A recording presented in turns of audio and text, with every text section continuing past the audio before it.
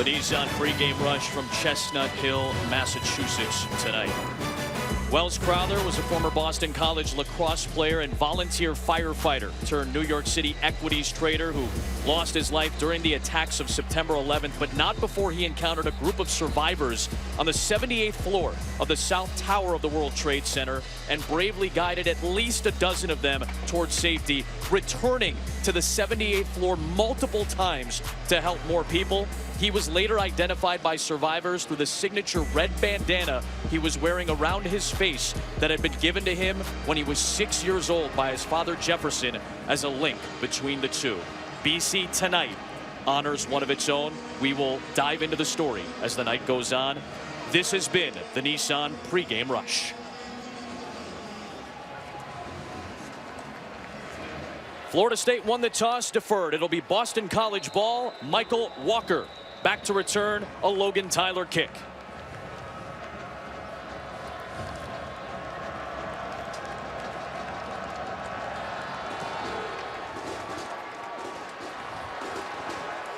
Walker has a seam. And a great return out across the 40-yard line. Excellent field position for BC. It'll be Anthony Brown at the controls, and for more, we check in with Jen Latta. Well, thank you very much, Adam. Your redshirt quarterback Anthony Brown beat out Darius Ward in a very heated quarterback competition that led all the way up until the season. But learning offenses has never been a problem for this young man. He's actually led 3 in the last 4 seasons, including the spread and the veer in high school. He's a dual threat quarterback, and he is dealing with a shoulder, a sore shoulder that is. It shouldn't affect his throwing motion, but don't be surprised if he's not running a lot this evening. Coaches want him to avoid contact to that part of his body.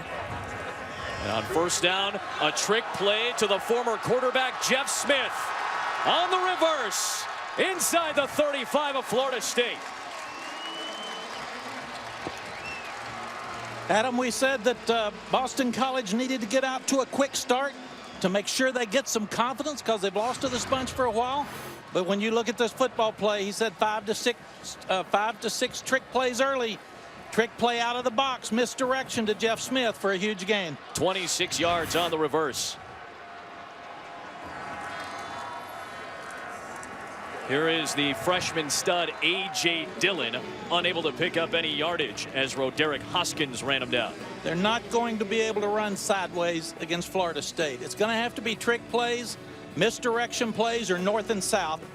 Great defensive stop to start the series on the second time out there for Florida State.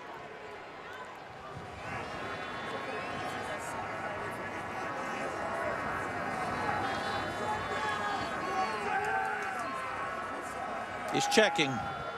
Young quarterback checking from the boundary. Got man coverage to the field, Adam. Could be a sprint to the field. He looks at that side, and great penetration by Jacob Pugh to knock that ball down. Tell me a little bit more about the redshirt freshman Anthony Brown.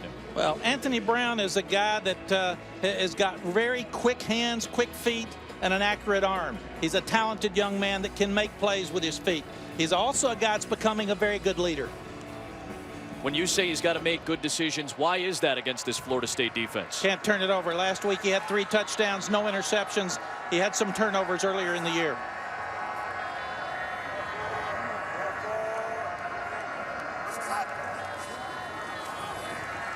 Brown, deep down the middle. It is caught, and it is dropped. Tommy Sweeney had it. He would have had the touchdown. He had 2 a week ago at Virginia. Yeah, it's really unbelievable. Look at the throw. Did he touch it? Looks like he barely got his fingers on it. Sweeney took his eyes off. Could have been a great play. For Boston College to win this game, they're going to have to make those type plays. Great throw by the young freshman. So this will be a 49-yard try for Colton Lichtenberg. Off target. A promising start for Boston College ends with no points. Normally the team that scores first takes great momentum into the ball game. That was a must score in my estimation for Boston College. Good stop for Florida State after they lost their eye discipline on the reverse to start the game. And Jen, James Blackman, the true freshman, takes over for Florida State. Yeah, Florida State coaches say they've only given Blackman about 45% of DeAndre Francois' playbook. He's only been with the program since the summer, so that makes sense, guys. But the freshman QB making progress. Jimbo told us he learns from his misreads, will typically make the right call after he makes the wrong one, and he wants constant feedback. If they run a couple plays in practice and he doesn't hear from Jimbo, he'll seek him out. Jimbo said, listen, man, if it was wrong, I would have told you. Yeah, Jimbo Fisher can't call the plays when he's just got 45% in because he's the play caller and he's used to having 100% with Francois. So they've got to continue to get progress out of the young quarterback tonight so he can use the whole playbook. Francois, the knee injury in the final minutes against Alabama in the season opener. Good news for DeAndre Francois. He is walking without crutches now, so that's a good sign as DeAndre attempts to return from that knee injury.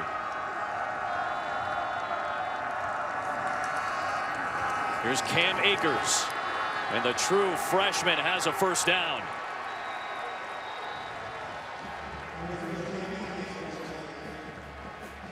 What else do you see from James Blackman, Coach?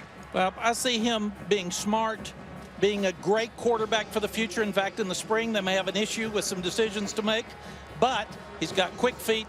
He makes really good decisions normally, but he's trying too hard. He's trying to make up for the losses. He's got to play within the system.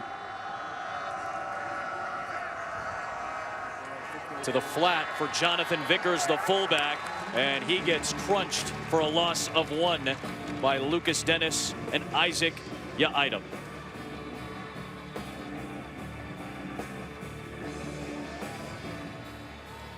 Our Friday factors, you have to take care of this quarterback. Already 20 sacks allowed by this offensive line.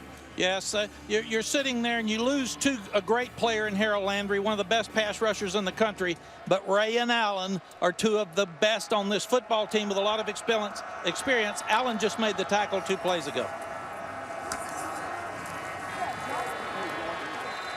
That is a big key tonight. Harold Landry is the headliner for the Boston College defense.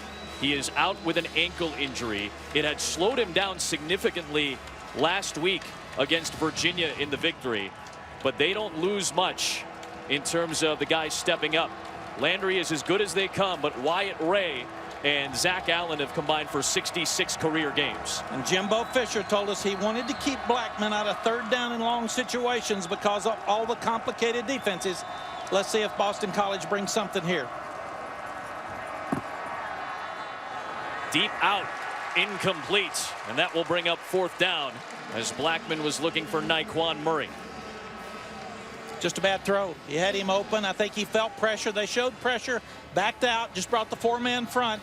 But those guys are so well taught up front by Paul Pasqualoni that they can get pressure now with 4 men. They haven't been able to do that without blitzing in the past.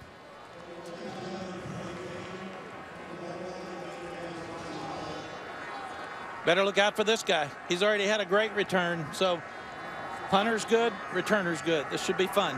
Logan Tyler, Michael Walker. Pressure on the kick. And in traffic, Walker able to make the fair catch. Noah Merritt nearly got in on it. Steve Adazio was out on the field. He thought there may have been kick-catch interference. Look at Merritt nearly getting to this one.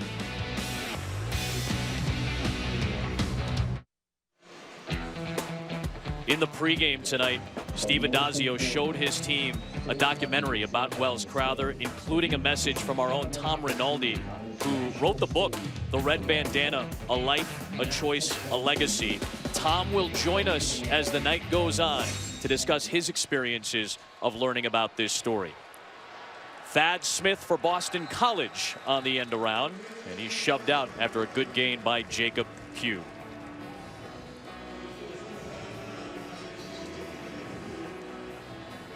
Boston College has been very good up front. They've only allowed 7 sacks, fewest in the ACC. Mac, they're going more with tempo with Scott Loeffler this year. Well, they are, and they're going to have to move the young quarterback around and get him in different launch points to make sure Florida State can't find him.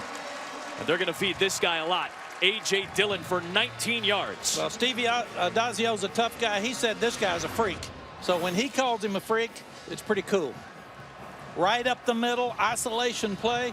You're taking your best against Florida State. We said Florida State linebackers have to step up and take it on. They didn't do a good job there. Right back to Dillon. 6 more yards. Off-tackle zone play. Florida State is getting blocked right now up front. This bunch wants to run 80 plays plus a ball game at Boston College. They cannot allow them. Florida State cannot allow them to get 5 yards on first down, 6 yards on first down on the ground.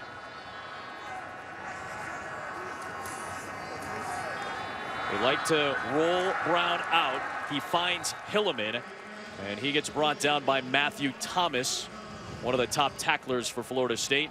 This is where BC wants to be, 3rd and short. Exactly right. 6 yards on first down, 3 yards on second down. They get the ball to Hilliman, who's one of their best receivers in the flat. And now you've got your whole playbook on 3rd down. You can take a deep shot and still go for a 4th down because you're on your side of the 50. Dillon will move the chains inside the 40-yard line. Well, great college football action on ABC or ESPN2. Check your local listings for which game is on which network in your area. You'll see the 7th-ranked Clemson Tigers host Georgia Tech. The 10th-ranked Oklahoma Sooners host Texas Tech. 8 o'clock Eastern time on ABC or ESPN2, as well as the ESPN app. I'm curious to see how Clemson bounces back after taking that loss to Syracuse. Well, they've had 2 weeks to feel sick about that loss at Syracuse, but also they've had 2 weeks for that great defense to prepare for the option, which is critical at midseason. So I think they play the Georgia Tech option well tomorrow, and I also think we'll see a more healthy Kelly Bryant.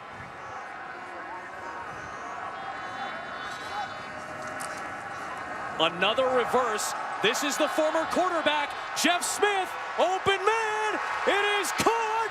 It is a touchdown for Kobe White.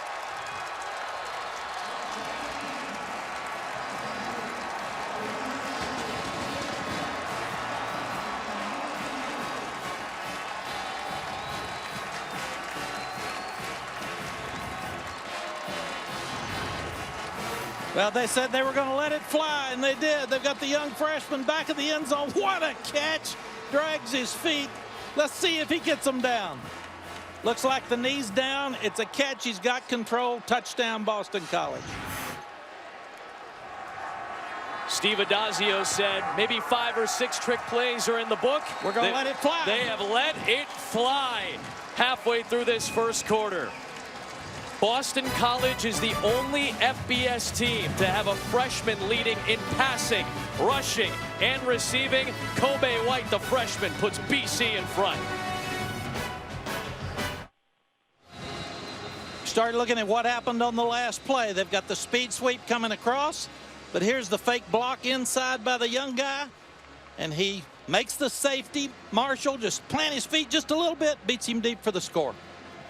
Well executed by Jeff Smith, a former quarterback who has switched over to wide receiver, and already a couple of explosive plays for BC, something, Mac, you said they needed in earnest tonight. Yeah, and something they haven't been able to do in this ball game.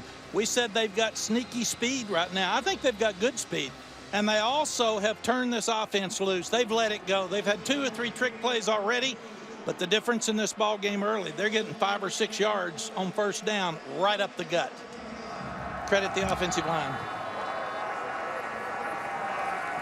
Florida State comes out to the 25. You come into our broadcast booth here at Alumni Stadium. And for those who don't know the story of Welles Crowther, it was very well documented in this book by our very own Tom Rinaldi, The Red Bandana, A Life, A Choice, A Legacy. And Tom is nice enough to join us tonight via phone as he gets ready for College Game Day in Columbus, Ohio for that Penn State-Ohio State matchup. Tom, can you tell us why, for those who are uninitiated, why is this story so important? I just think it's more important than ever. I really do in so many ways, and I think you see it play out in a scene like tonight. We use hero in a competitive context. We understand what it means to win a game, to perform under pressure. But to sacrifice your own life to save complete strangers during the 9/11 terrorist attacks, which is what Welles Crowther did. That's the true definition of a hero, and I think we need that standard more than ever right now. The statement at this school is service for others.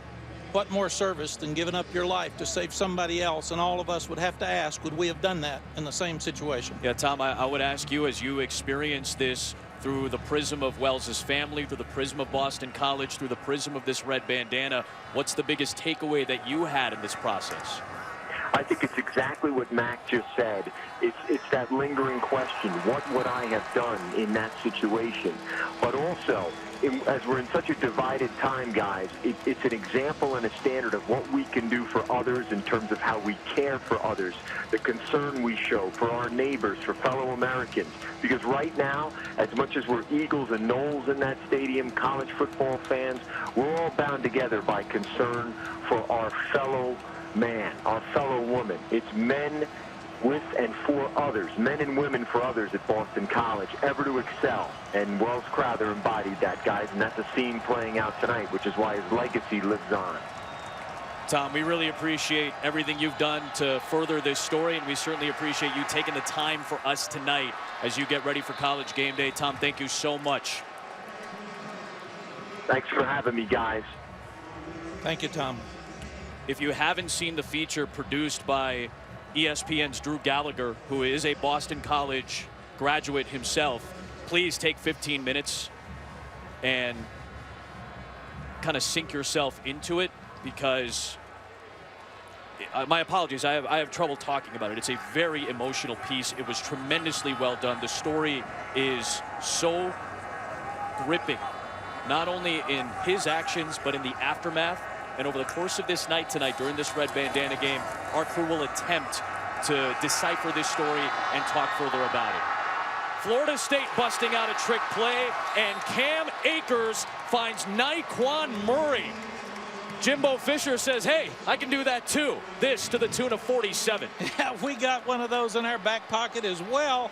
They're running the ball well. Great play by the young quarterback Blackman, escaping 2 plays earlier on the 3rd down to make the first.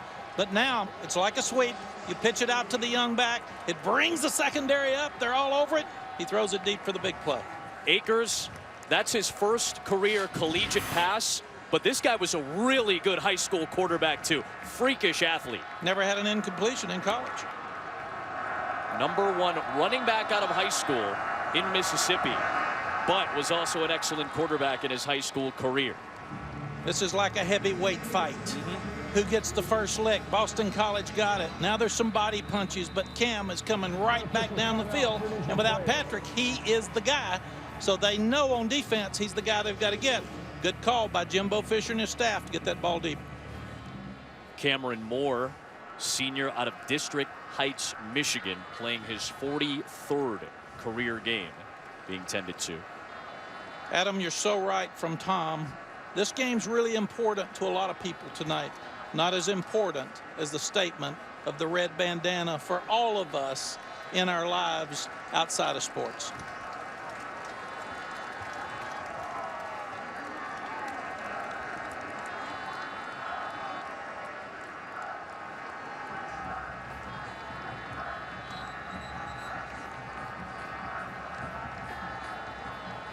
Cameron Moore to the sideline. Hamp Cheevers, who had that big forced fumble a couple of weeks ago against Louisville in late game action to help that big time win for BC.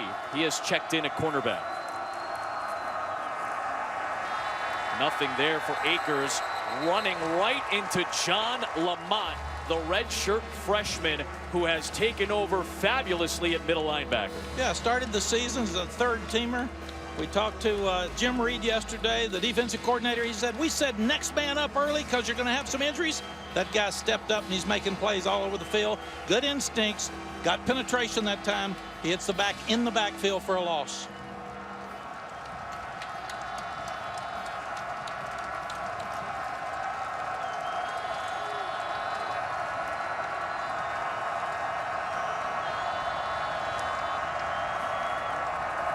Blitz from BC. Blackman underneath to Akers, and he's got the first down by a yard. First down and goal, Florida State. You like the poise of the young quarterback. He's learning to sit in the pocket, stand tall, wait till his receiver Akers comes open, and throw the ball on the mark with people in his face. Now this is where Florida State has put points up, but not touchdowns. Last week, for the first time this year, they went 3 for 3 for touchdowns in the red zone against Louisville.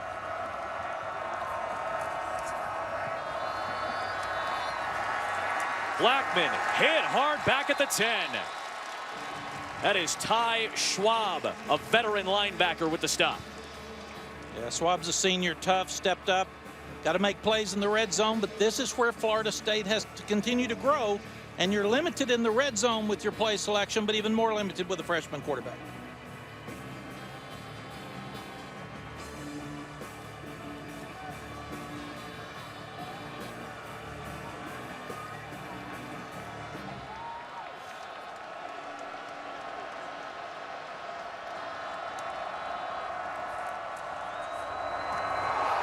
Akers lost it. Boston College has it. Recovered by Will Harris.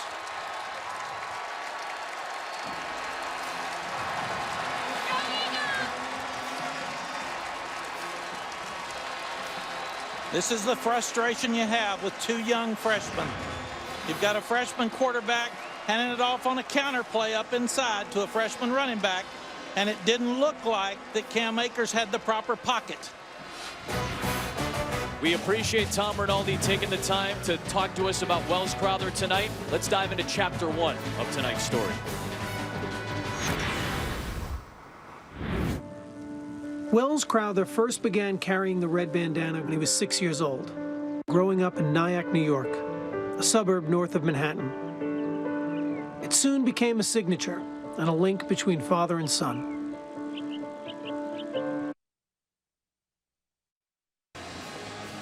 BC gets a trick play for a touchdown and now a takeaway in this first quarter, looking to beat Florida State for the first time since 2009. A.J. Dillon on first down. Let's go back to the fumble.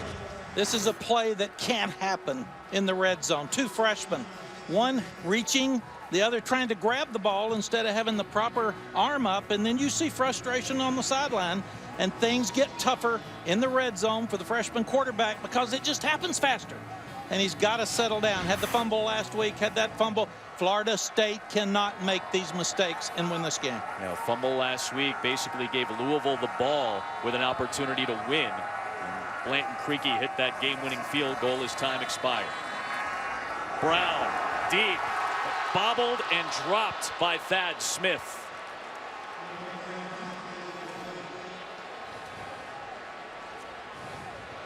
Well, Brown has thrown a couple on target thus far. A couple of drops from his receiving corps so far. Florida State had not trailed Boston College since the second quarter of the meeting all the way back in 2013. It spanned 218 plus minutes of game time. This is an unfamiliar position for Jimbo Fisher against this BC crew.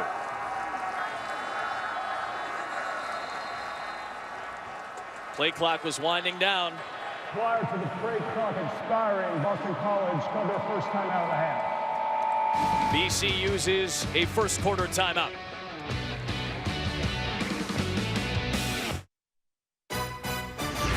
ESPN College Football, brought to you by Nissan, premier partner of the Heisman Trophy, and Wendy's fresh, never frozen beef hamburgers, the official hamburger of the NCAA.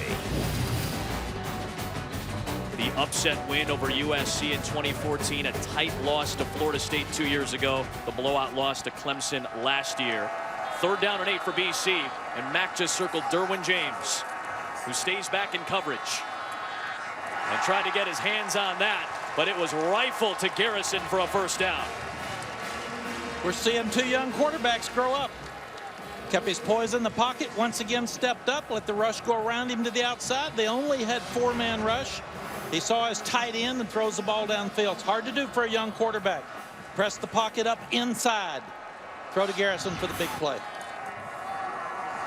Another end around, this time for Walker into James. But there is a penalty marker thrown back at the 22. Holding, number 81, offense. 10-yard penalty. First down. Garrison tagged for the hold. Hey, how about this? Maybe one of the biggest games in Ames, Iowa in a long time. 4th-ranked TCU. And how about Matt Campbell getting this Iowa State team into the top 25? ABC or ESPN2. Check your local listings at 3:30 Eastern Time. Also available on the ESPN app. Better not take it for granted when you go to Ames, Iowa. What's maybe impressed you the most about what Iowa State has done this year? Lose their quarterback. They go right back with a second quarterback that's only thrown 2 passes before he goes in against Oklahoma. He wins in Norman. They've got him a football team. You better get ready to play. Then they beat Tech at Tech. Not an easy thing to do. Defensively, they did a great job against Texas Tech. That'll be a fun one with Dave Pasch, Greg McElroy, and Tom Luganbill tomorrow from Ames. Got your quarterback in a tough situation. Now Florida State can bring a lot of complicated looks. Showed blitz and backed out. Just a 4-man rush on the slant. Kobe White with the catch. We've seen miscues on both sides thus far, Mac. Yeah, we said heavyweight fights. You've got to score when you have the opportunity. Here's a ball that hits Sweeney in the hands. He's got to make the catch. 7 points lost for Boston College. Fumble going in. Florida State's moving the ball so well. Can't do that and win the ball game. It's usually about who loses the game more than who wins it.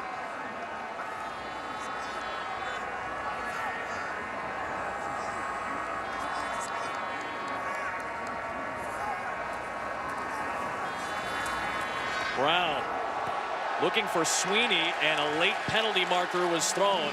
Matthew Thomas was in coverage against a good pass-catching tight end. Pass interference. Defense. Number 6. Automatic. First down. It's so funny, Mac. Scott Loeffler, the offensive coordinator for Boston College, was telling us, man, you can go back and have a great game plan and the kids execute everything, but it sometimes just comes down to 4 or 5 or 6 or 9 plays in a game that really determine everything. Does. We used to say 5 to 7, guys. You'll play for 4 hours. 5 to 7 plays make the difference in who wins. Scott Loeffler is in his 2nd season as the offensive coordinator for Boston College.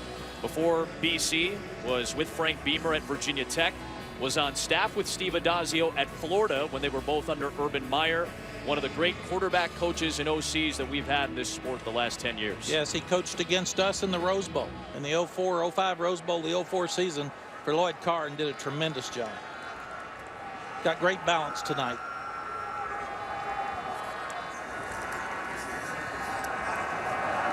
Underneath, nearly picked, and it drops in front of Sweeney, incomplete. Derek Noddy had the penetration and the tip. Jacob Pugh's a guy that's tough, and he's a guy that can make plays in space, but these big linemen are tough too. And we were talking about Scott Loeffler's track record. That's something that Anthony Brown, the quarterback, pointed out to us. He knows how good Loeffler is as an OC and as a QB coach. Those guys have done pretty well. In fact, that one at the top still doing pretty well, and he's about as old as I am sometimes, I think. I'll see him on Sunday on ESPN Radio, Chargers and Patriots. Back to another 3rd and long. That is not where they want to be. Brown launches, and incomplete for Smith. Looks like Florida State woke up. They played man coverage that time. They brought the blitz. They made the quarterback a little uncomfortable. That was a much better job of stopping the run on 1st down. Good couple of series there by the Florida State defense.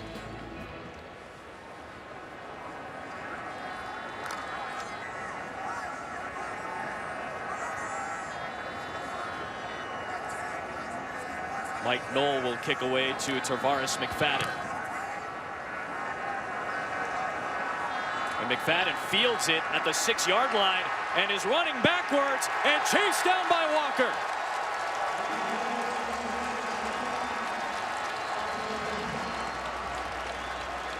A 53-yard kick.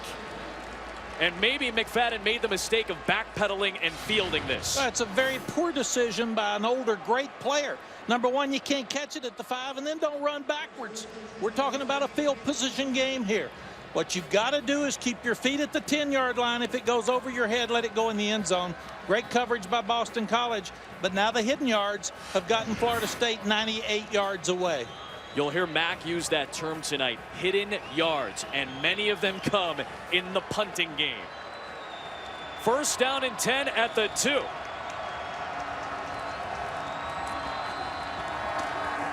Akers. That's a good run on 1st down as he picks up 6 to close the 1st quarter. At the end of the 1st quarter. There is pride here in Chestnut Hill as players, fans, cheerleaders all sport the red bandana in honor of Welles Crowther. We've had a fun 1st quarter. Stay with us. 6 miles west of downtown Boston, Chestnut Hill. The name refers to several small hills overlooking a 135-acre Chestnut Hill Reservoir, home to one of the pristine campuses in the country. Boston College, where they have a 7-0 lead on Florida State. And Cam Akers got tripped up by John Lamont and closed out by Zach Allen. That is such great defense. It's gap control. Everybody fit their gap. They kept bouncing the ball outside and filled in and out, and Allen makes the play. These guys have such great gap control. We mentioned Paul Pasqualoni earlier. Zach Allen's playing at a very high level for this Boston College defense. If you're just joining us, no Harold Landry tonight for BC with an ankle injury. And Boston College has only given up 1 play, and that was a trick play. Other than that, they're playing lights out on defense.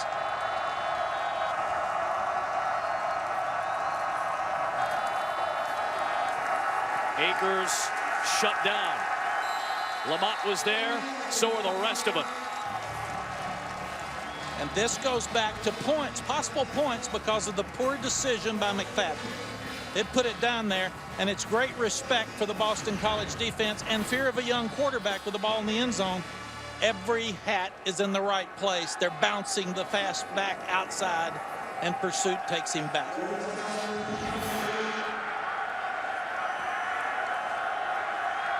Tyler.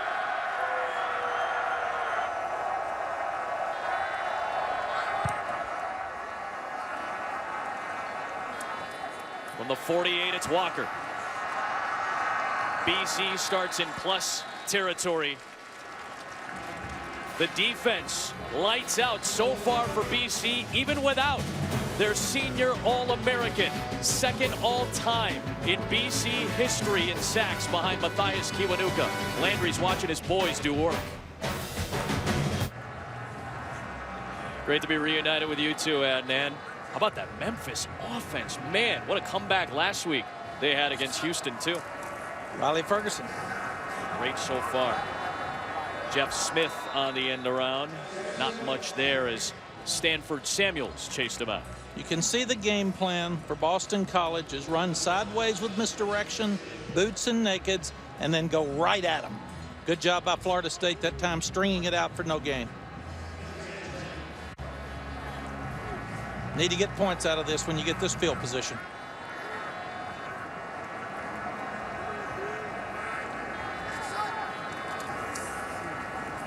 Misdirection there. Brown launches it away.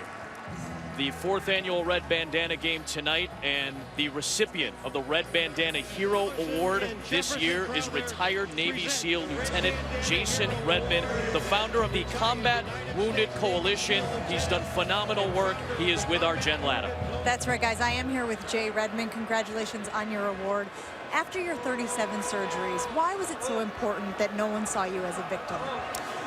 You know, I think you have choices in life, and I tell you, in that moment that I was wounded and afterward, all I thought about was that could have been me that didn't come home.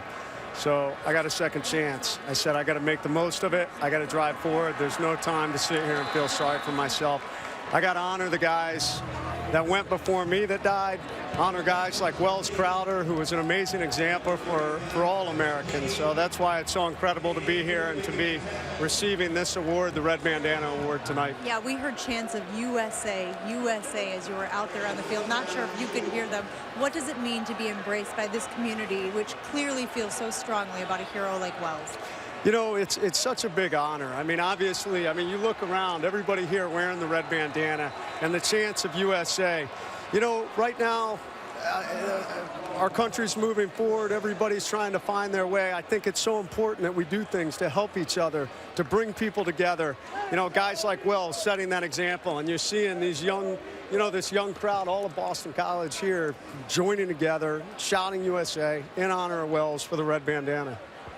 Jay Redmond, a true hero here tonight. We'll be back with more from Alumni Stadium after this.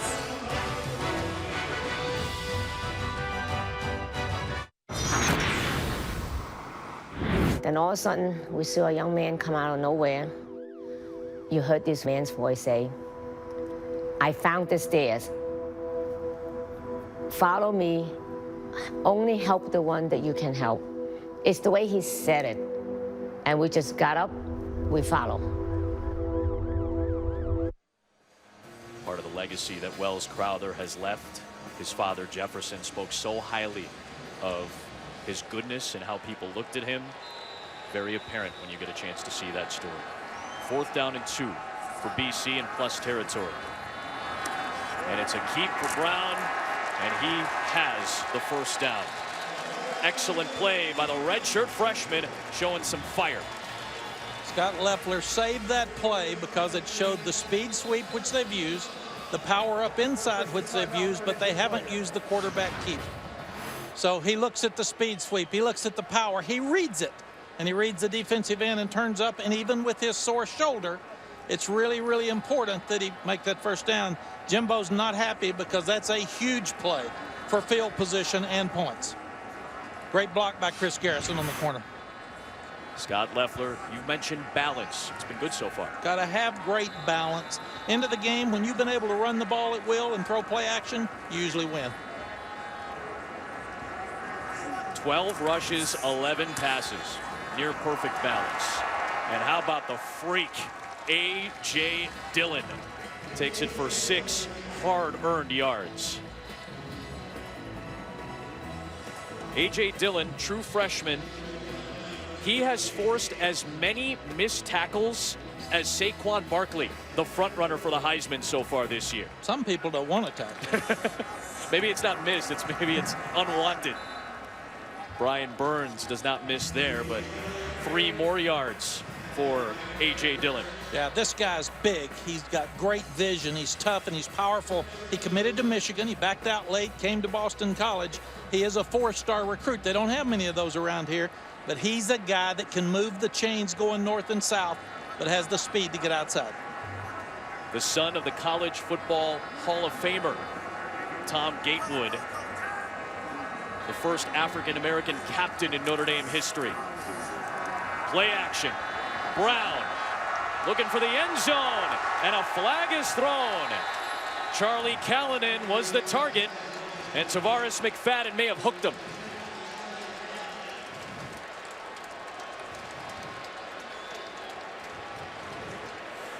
Another great play by Scott Leffler. You got a 3rd and 1. You've got 2 downs to make it. Pass interference, number 4, defense, 15-yard penalty, first down. You show the power play to your big back that's been working, and then you send your tight end in like he's going to block and go deep, and McFadden just keeps fighting with him, hand fighting with him, grabs him enough. It was pass interference. Good call by the officials. Quite a great play call on 3rd and inches.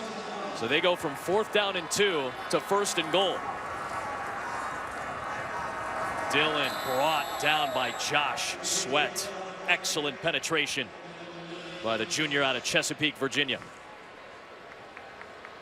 Got to be a stop here by the Florida State defense. They've got to step up and make a stop.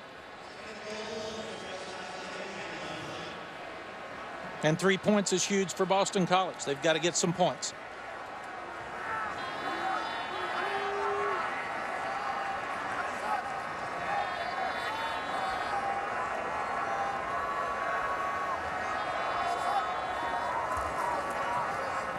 to the out route, and it's caught by Sweeney. Touchdown, Boston College!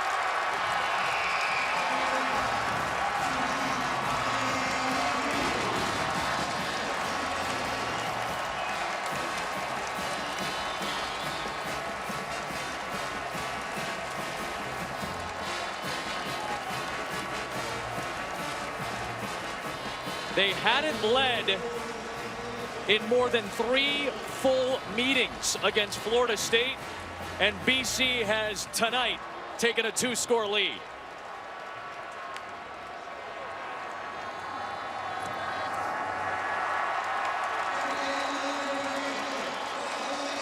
And Anthony Brown, the spark that this offense needed, finds Tommy Sweeney for the 3rd time in 2 games. Anthony's on fire. He sits and gets the ball outside to Sweeney. Run. You can't have body language like this on the boundary. You just gave up points. You're in trouble. You're down 14. Somebody's got to get up and be in somebody's face. Somebody's got to be stirring it up, and somebody's got to say, come on. One of the problems they've got so many injuries, and they've got a lack of leadership. On the other side, this bunch is sitting up. They're happy. They're confident. It's a nightmare for Florida State to let Boston College get a 14-point lead in this game.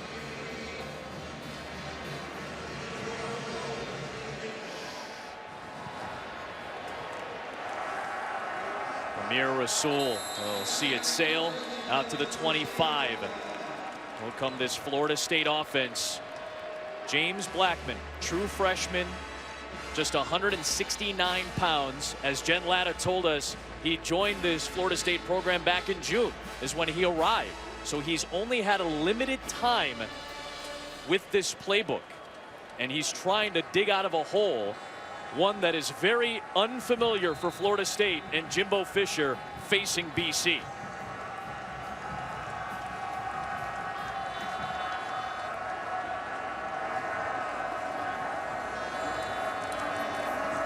Play action.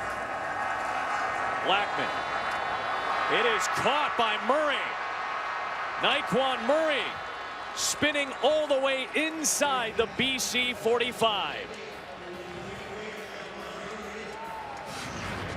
Outstanding job by Blackman sitting in there. We talked about Zach Allen. He runs over freshman Cam Akers, which we were concerned about his blocking. Still hits it on the mark for a huge play. That's the way to answer Florida State. That's the way to come back, freshman.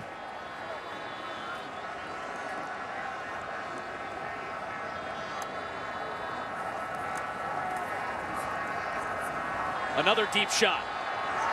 Looking for Murray, and this time incomplete. Isaac Yaidam had the coverage. Tuesday night, college football playoff top 25. It's here. Now we get to live in the vacuum of just 2017.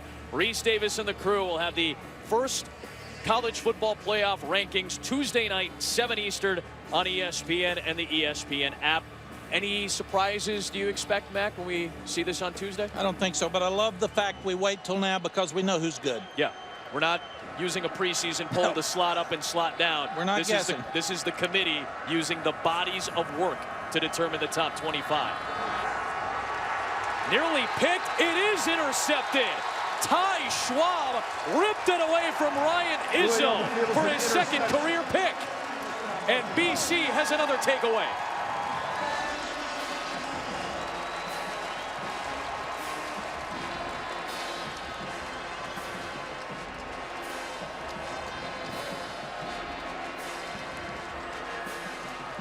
Boy, Izzo so sure-handed, and Ty Schwab in his 44th game comes up with a huge takeaway. Senior leader plays inside the ball, has great instincts, jumps on it. He's got the ball, and he is excited. This bunch again is on fire, and they've got good field position for their offense. Watch me do this. Since 2012, I've been the coolest. If you do not get it, you're foolish. After the interception, BC takes over at its own 38. And it's A.J. Dillon again on a good 1st down run. Adam Amin, Mac Brown, Jen Latta with us here at Alumni Stadium. All of the things that you thought BC needed to stay in this game, to potentially beat Florida State for the first time since 2009. We've seen a lot of those things. What do you need to see from Florida State going forward to get back into this? I need to see Derwin James, their leader, their best player, one of the best players in the country, step up and make plays. A.J. Dillon breaking tackles. And A.J. Dillon is all the way inside the 20-yard line.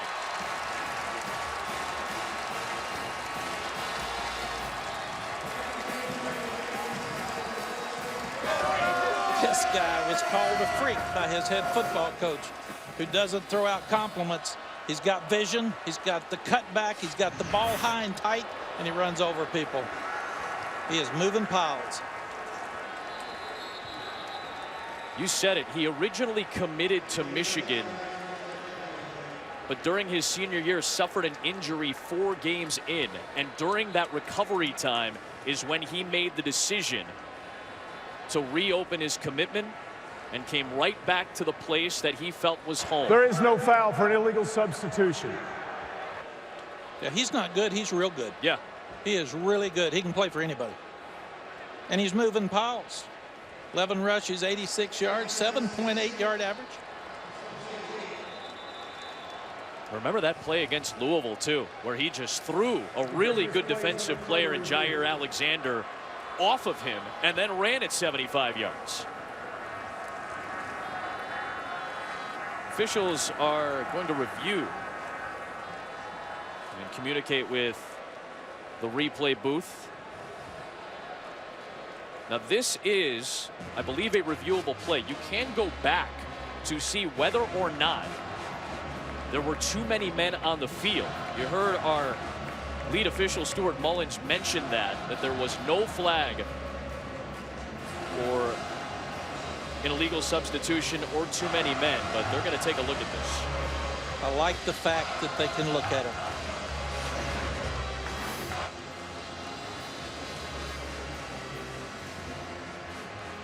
See Trey Marshall, yep. Trey Marshall, you got to sprint off. Substitution on the defense. You got to sprint off. The 5-yard cannot penalty will jog be off. enforced from the previous spot where it be first down and 5.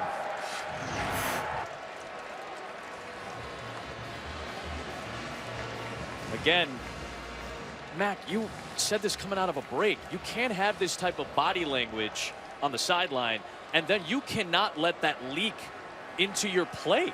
And that's what we're seeing right now from this almost deflated Florida State bunch. And Trey Marshall's a senior.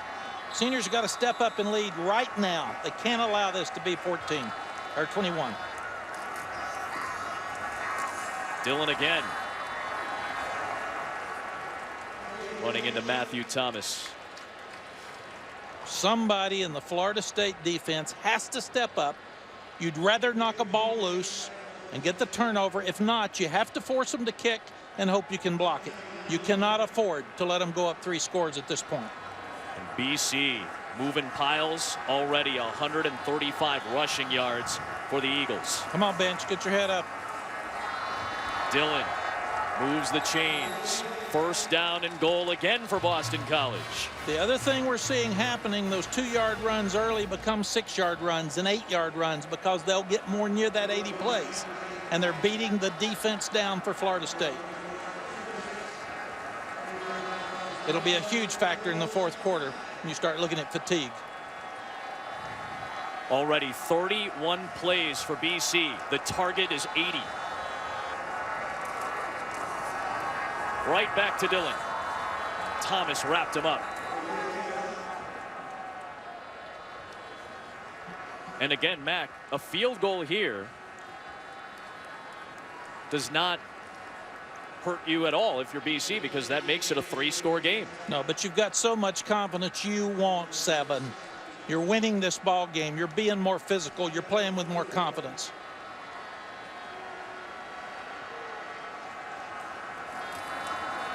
Play action.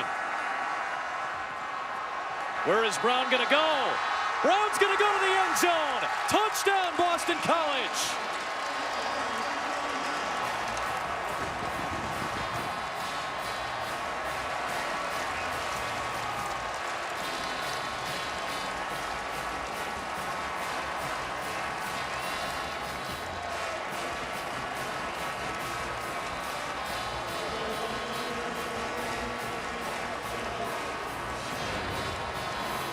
We said Anthony Brown needed to make good decisions tonight. It's a throwback to your tailback, Hilliman. It's not there. Pull it down, find the end zone. Great decision by the young quarterback. And just like that, Anthony Brown has led Boston College to a 3-touchdown lead.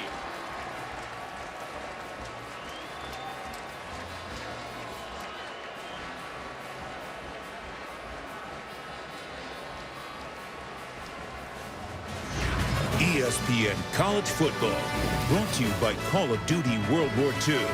Reassemble your squad on November 3rd. Rated M for mature. And the exceptionally indulgent Lexus ES. Go ahead, spoil yourself.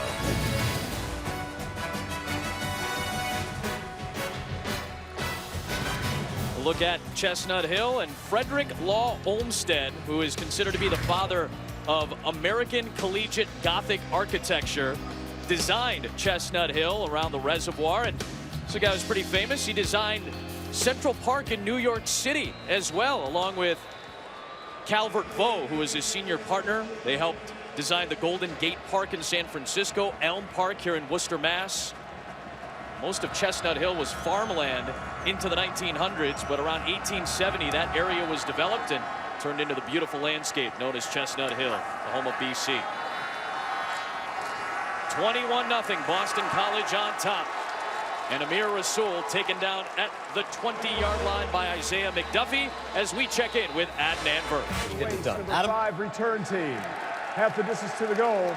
First Adnan, down. Florida State has not seen a deficit like this year until now. I think Florida State keeps fighting. They come back, but it's essential that they score before the half. A little over 6 minutes left. They need to take it. They got to get some points. Then they get the ball to start the second half. That's right. So this could be a 14-point swing if they get points going in and coming out.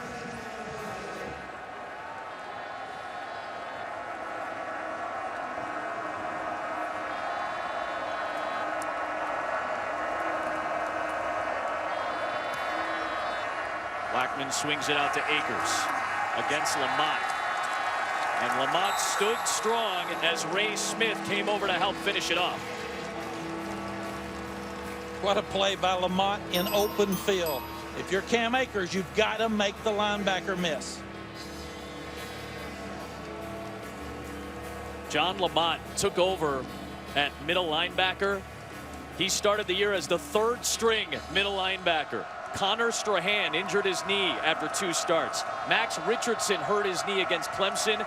And here comes John Lamont out of Graham, North Carolina to fill the void.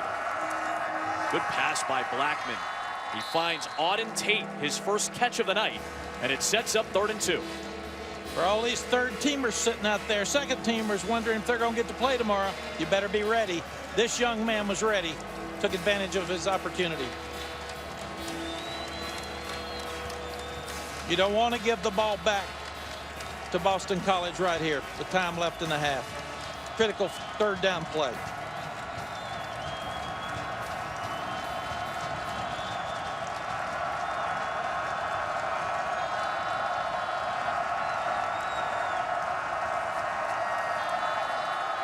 Incomplete. Looking for Izzo.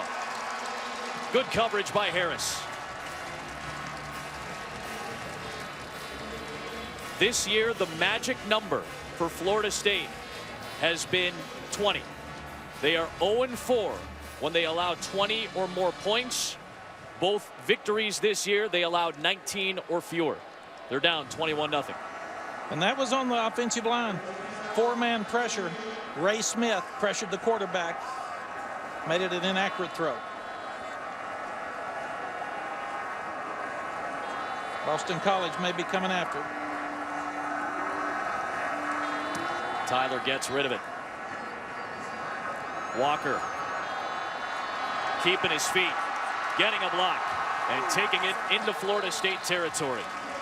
Brought down by Warner. Allstate is proud to be a part of the team that comes together to do good by contributing to participating universities' general scholarship funds for each field goal and extra point kicked. To date, Allstate has contributed millions in scholarship funds. Boy, rocky offensive start for Florida State. Punt, fumble, punt, pick, punt. Let's go back to hidden yardage, special teams. Really good kickoff coverage, short punt, good field position again for Boston College. Plus 46 for BC. Brown, incomplete. Derwin James was covering Jeff Smith, and a flag was thrown. Pass interference, number 3, defense. 15-yard penalty. First down. There are 20 NFL scouts and 4 GMs in attendance tonight. A lot of them are here to see Derwin James. He just got there too early. Contact before the ball. Opportunity for Derwin James to get the interception. Turn this game around. Boy, doesn't it feel like Florida State needs a takeaway right now? They have to. Hilliman, short gain. Your biggest nightmare on the road as a head coach, don't let the lesser team, the underdog, get confidence early. They've done that.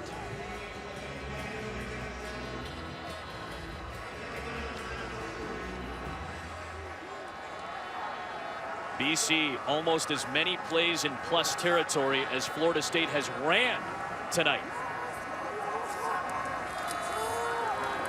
Bootleg. Off balance on that throw was Brown. Sweeney couldn't corral it.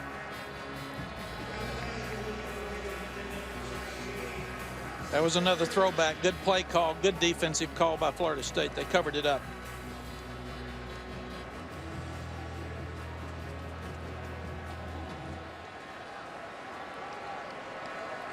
There's Charles Kelly, the defensive coordinator for Florida State.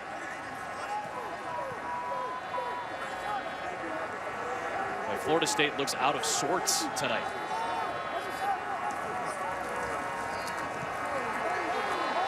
Brown downfield, nearly caught by Sweeney. Marshall did enough to make sure Sweeney couldn't corral it. 4th down.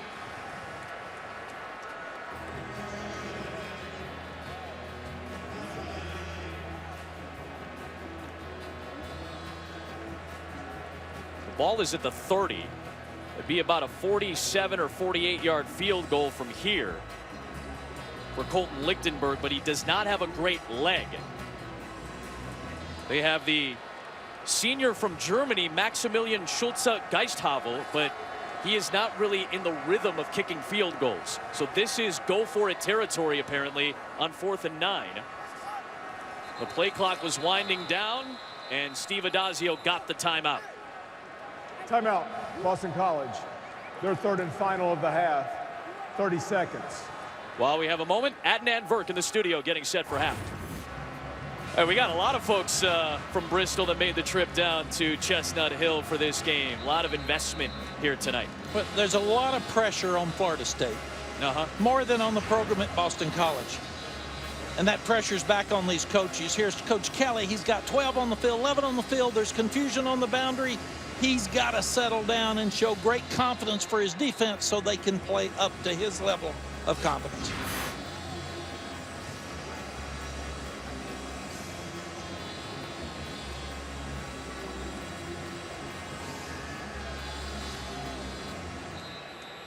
They're going for 4th down here because it could be, if you punt it in the end zone, you get it at the 20 anyway. It's a 9-yard, 10-yard gain. Yeah, you're go for it. Not really losing much if you don't get it here. Taking a shot, throwing it up there. McFadden, did he pick it? That's actually good because now they'll get the ball back at the spot of the snap instead of having it inside their own 10. Great coverage by McFadden. Yeah, outstanding coverage by McFadden, and he was smart by not catching the ball. I'm not sure he knew it, but it's up in the air. It's a 4th down play. Knock it down. You get the ball back where you were, outside. He actually caught it, but he was out of bounds. Been better to knock it down, but fantastic coverage.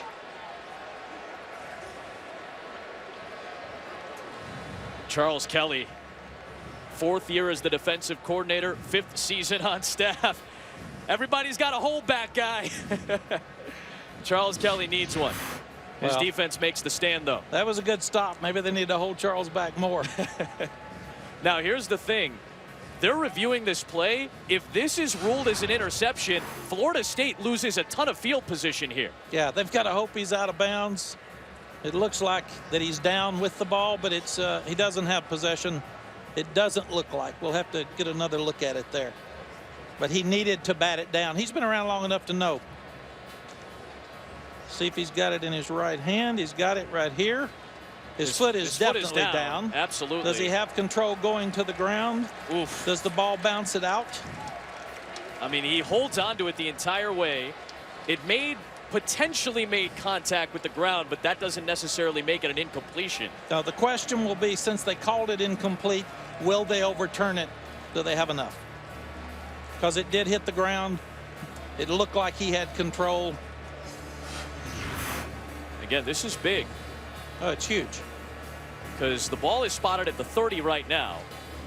Jimbo Fisher's offense has been pinned a couple of times already tonight. And as great as I'm sure Tavares McFadden would feel for his 9th career pick, that's going to cost his team about 23 or 24 yards potentially of field position here. And you want to get your quarterback out in the field. The young quarterback in the red zone and backed up, things speed up and the game's faster for him. Needs to slow it down, get him some confidence.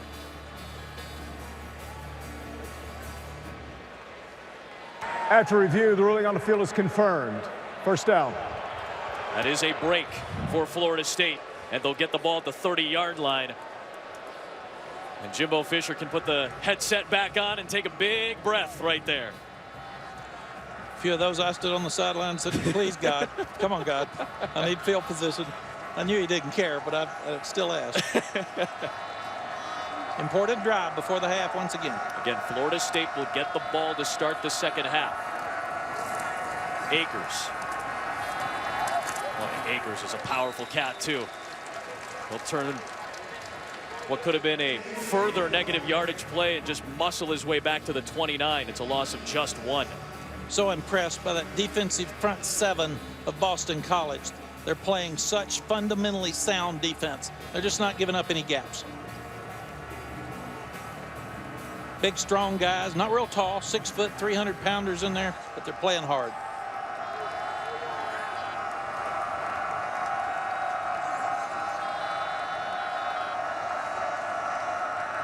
That man coverage too deep. Safety help for all the receivers on the outside, and Blackman makes a good decision in launching it away to set up 3rd down and long. That was a coverage. Well done. There's coverage pressure. You talked about this front 7. What a job by Paul Pasqualoni in his 2nd year as the defensive line coach. He's the best at what he does in America. He's been the head coach at Syracuse, head coach at Connecticut. He's been in the NFL. He's a great friend of mine. This guy has made a complete difference in the last 2 or 3 years in that front 7.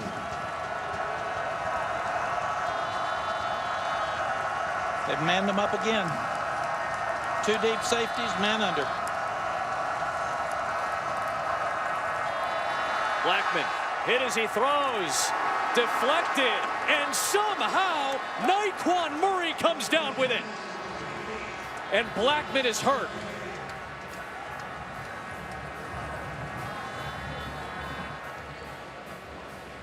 How about this sequence? Blackman drilled and Murray catches it. Well, and Ray is unblocked. Young back left too soon once again. Freshman backs have trouble blocking. He overthrows it. It is tipped, but it's caught. Really good concentration by Murray. This young man's tough. He's back in there. Just 169 pounds. The true freshman, James Blackman. Delivers into traffic this time, and Harris nearly had the interception. He had one last week against Virginia.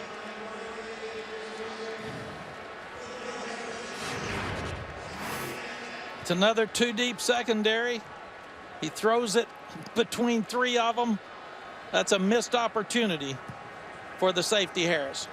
And a break for James Blackman. And a break for Blackman. He threw it late. Can't throw late over the middle.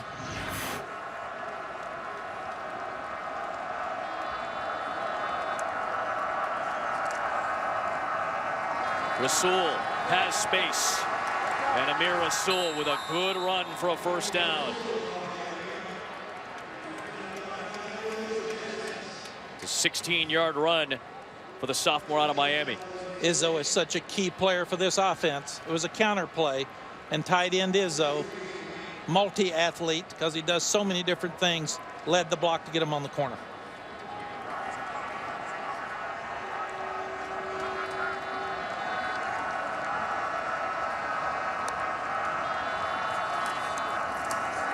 Rasul again. You know, funny things happen when Mac and I are in Ubers and Lyfts together. We happened to be on our way back from dinner last night, and we watched our buddies Dave Fleming and Brock Hewitt and Laura Rutledge call the end of that thrilling Stanford-Oregon State game on the ESPN app. On the drive home, ESPN.com/app. You'll get access to the scores, the highlights, the news, and of course you can watch any game that is on ABC or ESPN. Blackman, deep shot, end zone, knocked away by Cameron Moore. They were looking for Erman Lane, Florida State's wide receiver turned defensive back turned wide receiver with all the injuries that FSU has. That was a good throw. It was the perfect defense by Cameron Moore. He turned, he looked up at the ball, batted away. Really good play.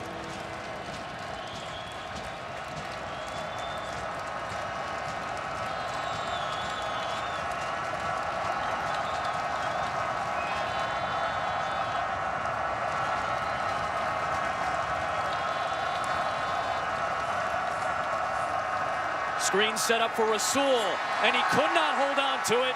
It is ruled incomplete. Perhaps he heard the footsteps of Ty Schwab, but that looked like it was a surefire first down if Rasul could have corralled it. Perfect play call by Jimbo Fisher. He had a faster one on a slow one with Schwab. Got him underneath. Again, an inexperienced young back takes his eye off the ball and drops the ball. Critical mistake. The offense still out there on 4th down and 8.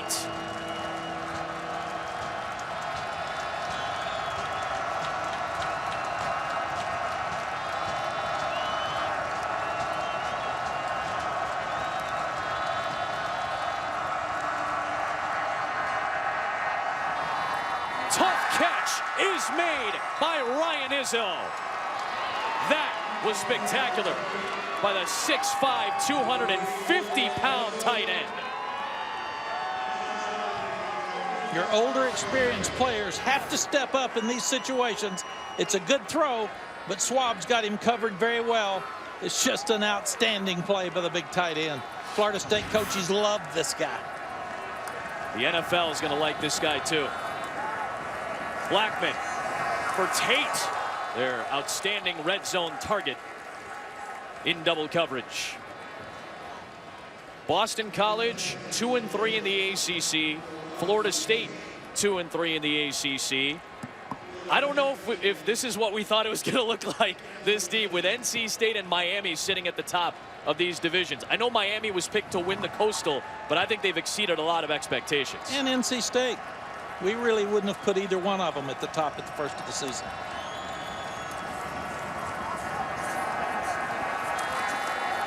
Nothing there for Rasul.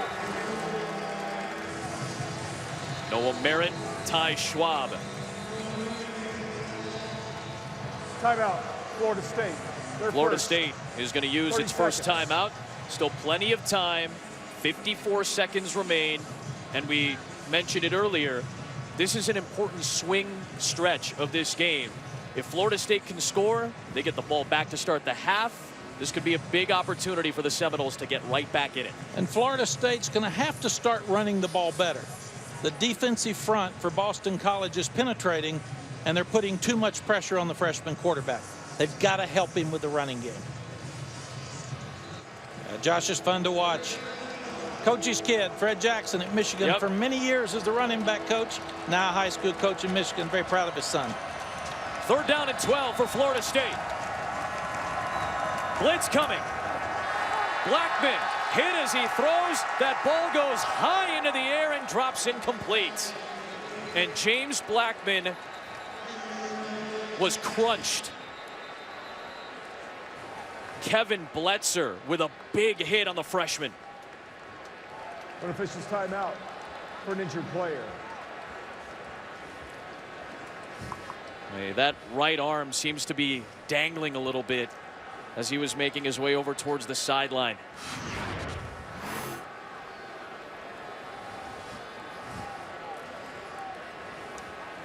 They brought everybody. They bring the safety blitz, but the blitzer from the top is the one that makes the play. Zach Allen got back there. Belzer hit him. Knocked the young quarterback cuckoo going into the halftime. So here is Ricky Aguayo from 36. And he gets Florida State on the board. And that's still really important. You get points, you get some confidence, you take momentum into halftime. Got to make sure Blackman's well, but now they can talk about another comeback, another fourth quarter game at halftime. Just about every game this year for Florida State has come down to the fourth quarter in some capacity. Really, you take away the opener against Alabama, a 24-7 loss. Everything else has come down to the fourth quarter. Close game after close game with a backup quarterback essentially in there for DeAndre Francois in James Blackman, a kid who just got to campus in June. Yeah, Jimbo Fisher told us yesterday the difference is we've made the plays to win those games in the past, and we're not making them right now, and they've got to. But Florida State's not going away. They're not going away tonight, and they're not going away in the future. They got too many good players, good coaches. Got to be patient, but they got to fight their way back in this game. J.J. Cosentino is the backup, who has appeared in 6 career games. 1 game appeared in this year. That was against North Carolina State. So he would be the next man up. Hasn't that been a theme for both of these teams this year?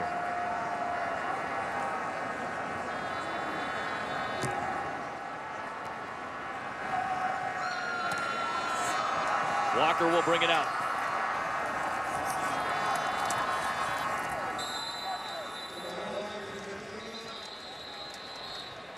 Well, we're getting set for week 8 of the NFL season.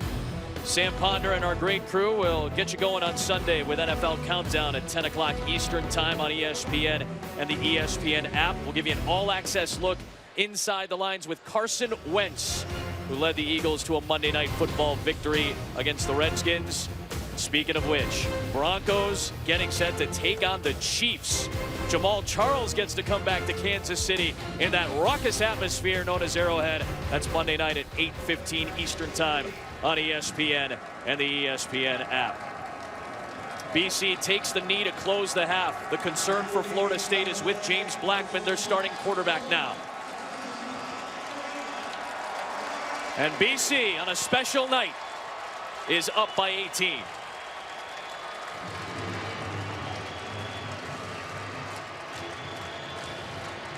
The last 3+ games, Florida State did not trail against Boston College. Tonight, they haven't touched a lead. Seminole ball to start the second half with Joey Galloway and Jesse Palmer. My man Adnan Burke has the halftime report. A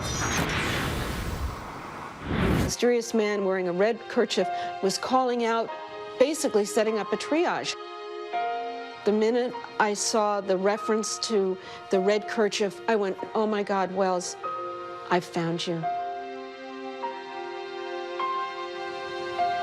Jefferson and Allison have much to be proud of as Boston College honors Welles Crowther in the 4th annual Red Bandana Game. The ACC on ESPN, and an 18-point halftime lead for Boston College on Florida State, a team they have not beaten since 2009.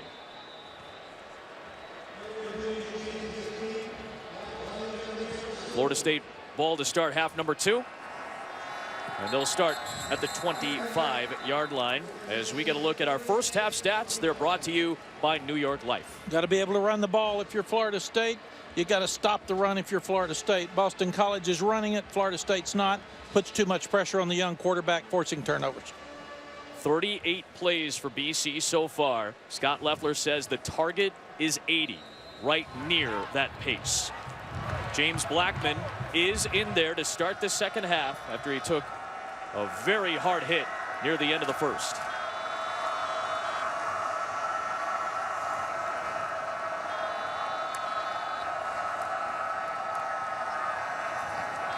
Akers. Down to Jen Latham. Well, before the half, training staff had their hand up underneath his right shoulder pad. They came out of the locker room and said, everything checked out. He's good to go. That's a big break for Florida State. If you don't have James Blackman in there, you're leaning on a guy who has even less experience in J.J. Cosentino. In a very difficult situation.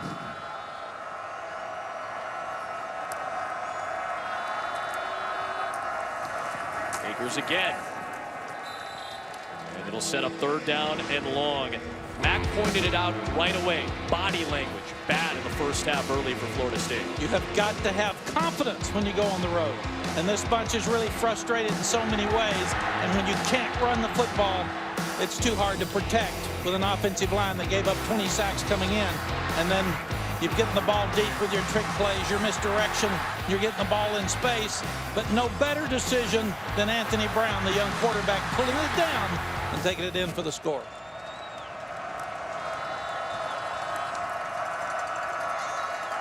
Late pressure. Blackman well protected, but Murray could not hang on. Taj Amir Torres was draped all over him. Boston College is playing very, very sound on defense. So you're Jimbo Fisher. You went in at halftime. You said, let's go get it the second half. Let's get momentum. Huge stop to stop the momentum again as they start the second half for Boston College.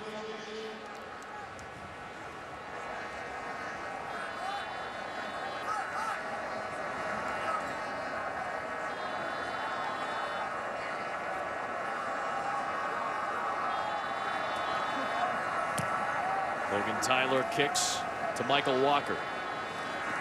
Good punt. Walker with a solid return after a 53-yard kick. Blackman empty on the opening Florida State drive of the 3rd. Well, look at the beautiful campus at Boston College, Chestnut Hill, Massachusetts, just 6 short miles from downtown Boston. You're watching the ACC on ESPN. College football prime time on a Friday night. BC with the lead and the ball. And a look at our weekend menu served up to you by Zaxby's. Joe Tessitore, Todd Blackledge, Holly Rowe have Oklahoma State, West Virginia tomorrow on ABC, noon Eastern time. I think it's an important game for Oklahoma State offensively to bounce back. Absolutely, and it's hard to play at West Virginia. Been there, done that. I imagine a couple times, yes. A.J. Dillon got stuffed up. Well, what was tough about playing, though, in Morgantown? It's always been a difficult place to play. Well, I was a head coach 30 years. It's the only overtime I went into. Is that right? You had one overtime? One overtime in 30 years. And we did win it before you asked. Okay. That was going to be the next jab more than anything else. It's hard to get there, and it's hard to prepare to play. A.J. Dillon. Over 100 yards tonight for A.J. Dillon, the true freshman out of New London, Connecticut, by way of Lawrence Academy here in Massachusetts. And they went behind big Chris Lindstrom, and he just pancaked the guy from Florida State. There is Joshua Kando.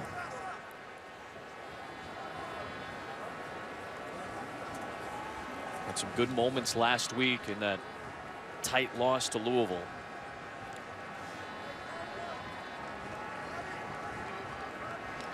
Adam, we talked to the Boston College coaches yesterday, and they kept talking about the future. You could see in their minds and in their eyes that you could just feel that they feel like they've turned the corner.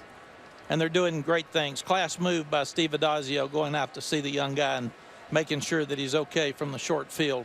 But they've got a quarterback. They've got some young quarterbacks coming up. They've got them a running back. They've got speed at wide receiver.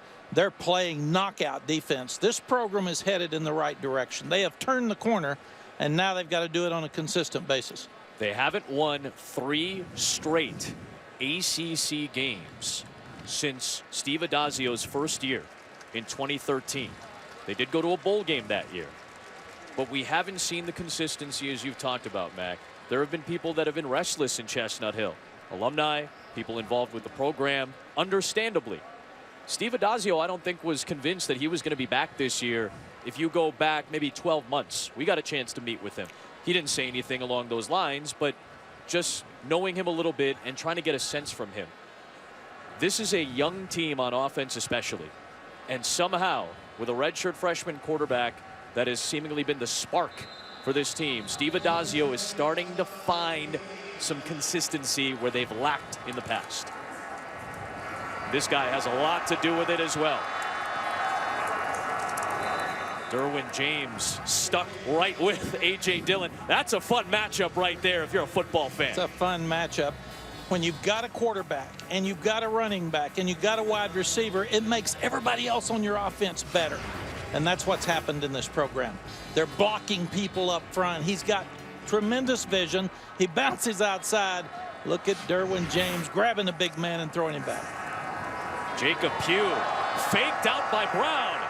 Brown downfield and tipped by Matthew Thomas. That was a really fun play to watch. Everybody did something good, it felt like, on that play. Yes, you want to run the boot or naked to the quarterback's right so he can see. And he got the feel of the outside linebacker. Then he sees the guy downfield and he throws it. But what an athlete in Matthew Thomas. Runs 4.5 and catches up and bats the ball down, and Matty didn't catch it.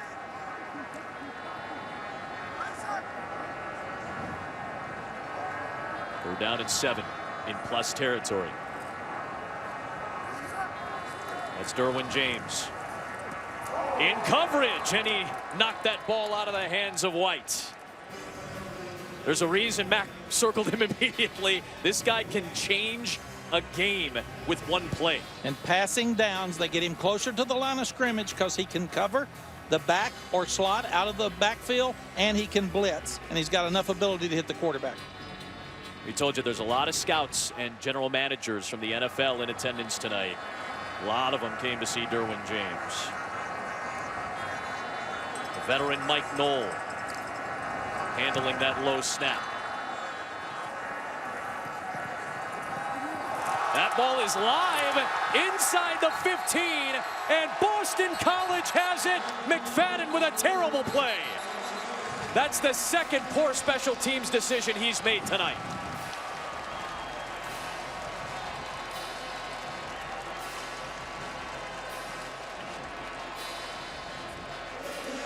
Really on the field, the kick was muffed by the receiving team, recovered by the kicking team. Yeah, it's a poor decision, obviously. You've got to catch the ball in the air, and if it's too short, let it go. And the difference in the 7-yard line and the 1 is not that big a difference. You have got to at least fall on the ball. Good effort. Outstanding coverage by Boston College. And BC sets up at the 11-yard line.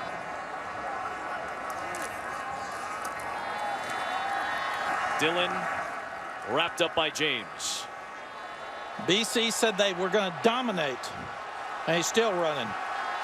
That big man's getting a lot of attention. He got a lot of fans in Boston College. He's powerful. Boston College said we had to win special teams to win this game. They're dominating special teams, hidden yards, and field position. Going quickly. Dillon muscling for yardage to set up 3rd down and short. And the Florida State defense is getting tired of him pounding them. You get higher pads, and you can't get him down. They're catching instead of fighting back through now. They've got to dominate the line of scrimmage to keep him out. This guy's not a good player. He is a great player. Nearly tripling Florida State's rushing total tonight. And they go right back to him. Muscling in again. Touchdown Eagles. A.J. Dillon rumbling in.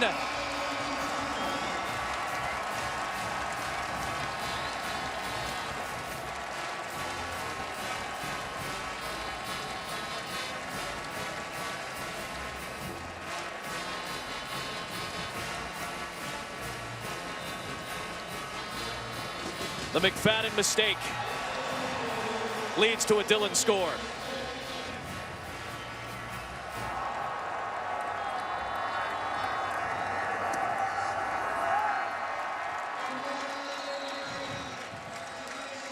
A.J. Dillon, he didn't play football until he was 9 years old.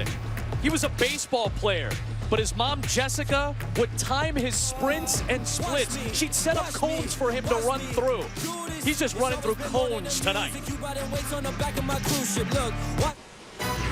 ESPN College Football, brought to you by PlayStation Vue. Watch the biggest moments in sports. Try it free today. If you're running the Boston Marathon, you pass by Boston College at mile 21, just after the famed Heartbreak Hill. And then you pass by the Chestnut Hill Reservoir. The finish, of course, at 665 Boylston Street in front of the Boston Public Library. All part of this famed route. Of course, the tragedy that was experienced during the Boston Marathon a few years ago. The bounce back from this city encompasses what is great about this area of the country. Celebrating Welles Crowther here tonight at Boston College in Chestnut Hill, embodying what is great about the spirit not only of this university but of people all over the world and certainly here in America. That's the celebration tonight for Boston College, and they feel like they're in a celebratory mood. This is an impressive showing by BC, almost breaking the will of the Seminoles tonight.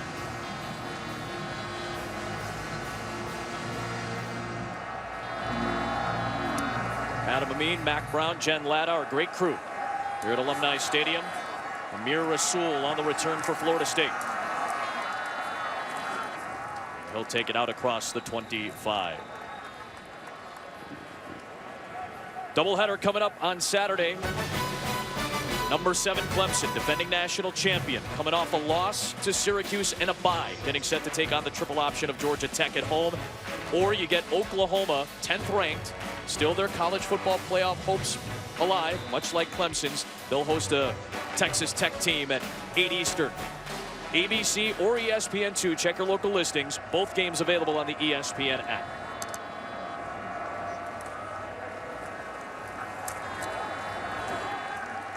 What do you look for when we talk about Oklahoma, Texas Tech tomorrow night? What sticks out to you, Mac? You're going to be in studio during these games. Texas Tech's had trouble winning on the road. Baker Mayfield is playing at a really high level. It's all about the Oklahoma defense. Oklahoma defense plays well. Oklahoma may very well end up in the playoff. Again, the first college football playoff rankings arrive on Tuesday night on ESPN. Akers spinning to get back to the other side. A truly athletic running back, Cam Akers, 213 pounds, out of Clinton, Mississippi. Now, take a look at these two columns. The column on the left is a snapshot of what has happened so far this year based on the preseason poll, slotting up, slotting down.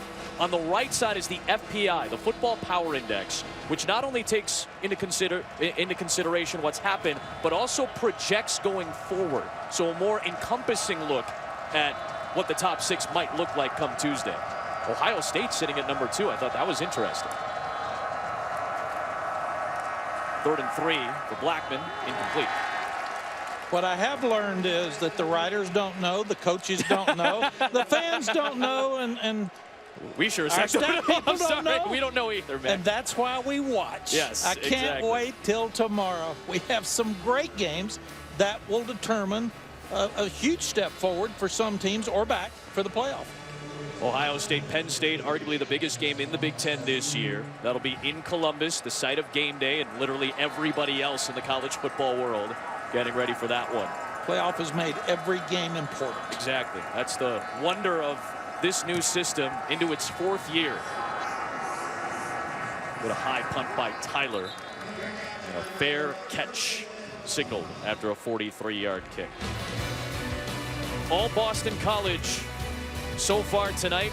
When we come back, we'll discuss the significance of a couple of years, 1976 and 1982.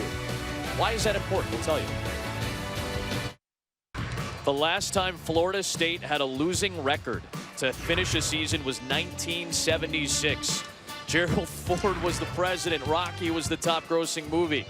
My guy Paul McCartney was rocking it in Wings. And this is when both Summer and Winter Olympics took place in the same year, all the way through the late 80s. That was the last time that Florida State had a losing record to close a season. That was Bobby Bowden's first year. And this bunch isn't going to quit tonight. They got a lot of pride in this program. So they will keep fighting. They're not out of this game yet. Everybody's just got to pull together, get some leadership, start making plays. And Jimbo's quote this week, you're either going to fight or lay down, and we're not going to lay down. Ooh, nearly picked. Hoskins was in the area after Hilliman dropped it. Let's take you to 1982 when Ronald Reagan was the president. E.T. was the top grossing movie in 1982. Olivia Newton-John was getting physical. And I always love this one. The price of a gallon of gas. Not actually too bad considering now, about $2.50 or so. But Florida State has the longest active bowl streak in the country at 35. They've been in a bowl game every year since 1982. That was Bobby Bowden's 7th season. This is rare air for this Florida State program to be in. Fighting for the first down is Tommy Sweeney. They'll spot him right at the sticks for a first down. Very impressed with Anthony Brown. Very impressed. He's making really good plays. Now, if you're Florida State, you've got to win tonight. You got to pull it out. But if not, Syracuse is playing better. Really hard at Clemson. You'll beat Delaware State, and then you've got a tough game at Florida, even though Jimbo has beaten them. So this is a critical game to give them a chance to still get back to the bowl they want to. A.J. Dillon having an all-star night. Run out by Matthew Thomas. I posed that question on Twitter earlier in the week. Here's the remaining schedule. They need to win 4 of 5 to ensure, to guarantee bowl eligibility. There are situations where Florida State could still go to a bowl game with 5 wins, whether it's APR related. Obviously, they lost a game because of Hurricane Irma in week 2. They could not play against Louisiana Monroe this year, so they could apply for a waiver to potentially play in a bowl game. So I brought that up with a couple of people, and they said, well, will Jimbo Fisher want to play in a bowl game if his team's only got 5 or 6 wins? Would they deny a bowl berth? Absolutely not. I don't think so, because what's the most important part of bowls? It's the practice, right? You told me that every year. He will absolutely play. He will want, with a young football team, he will want those 13 bowl practices and add that to his spring practice. But to ensure bowl eligibility entering tonight, they had to win 4 of their final 5 in a schedule that was not very easy. Move Derwin back in the middle. Almost playing like a linebacker there. And he goes out to guard Hilliman. Maybe he heard the footsteps of Derwin James, and I certainly would not blame him. Good stop by Florida State. The biggest difference in the 2 young quarterbacks tonight is Anthony Brown for Boston College has more protection because they can run the ball better. Blackman has not had protection. We talked about that early in the game. Right. He's been under duress. They're behind. Jimbo Fisher's got to stay with the same game plan, but they've got to run the ball a little bit and protect him better. Tavares McFadden, who had that muffed punt on the last kick, is gone. And it is DJ Matthews signaling for a fair catch.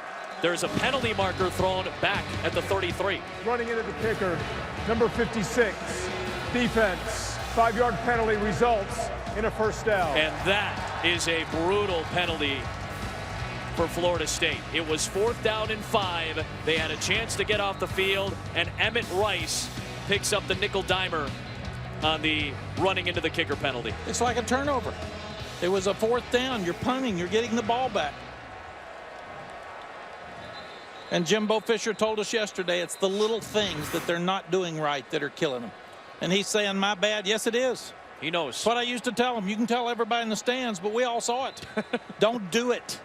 Yeah, that was a Be smarter than that. Tough play for Emmett Rice. He knows he made the mistake. And he's making effort trying to block it. Don't run into him.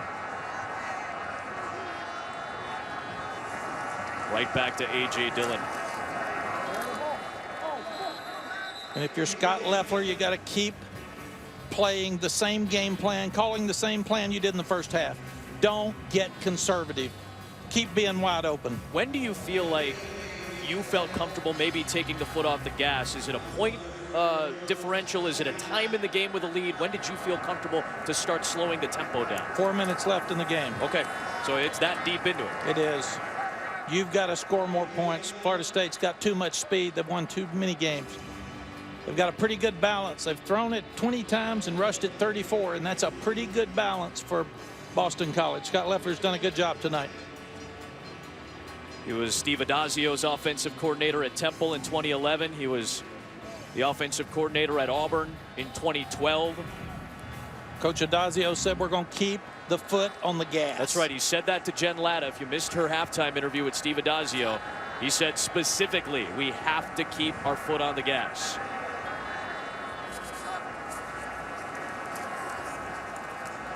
And that's just respect for Florida State and how good they are. Recovered after the Kobe White fumble by Ben Glines as we check in with Jen Latta.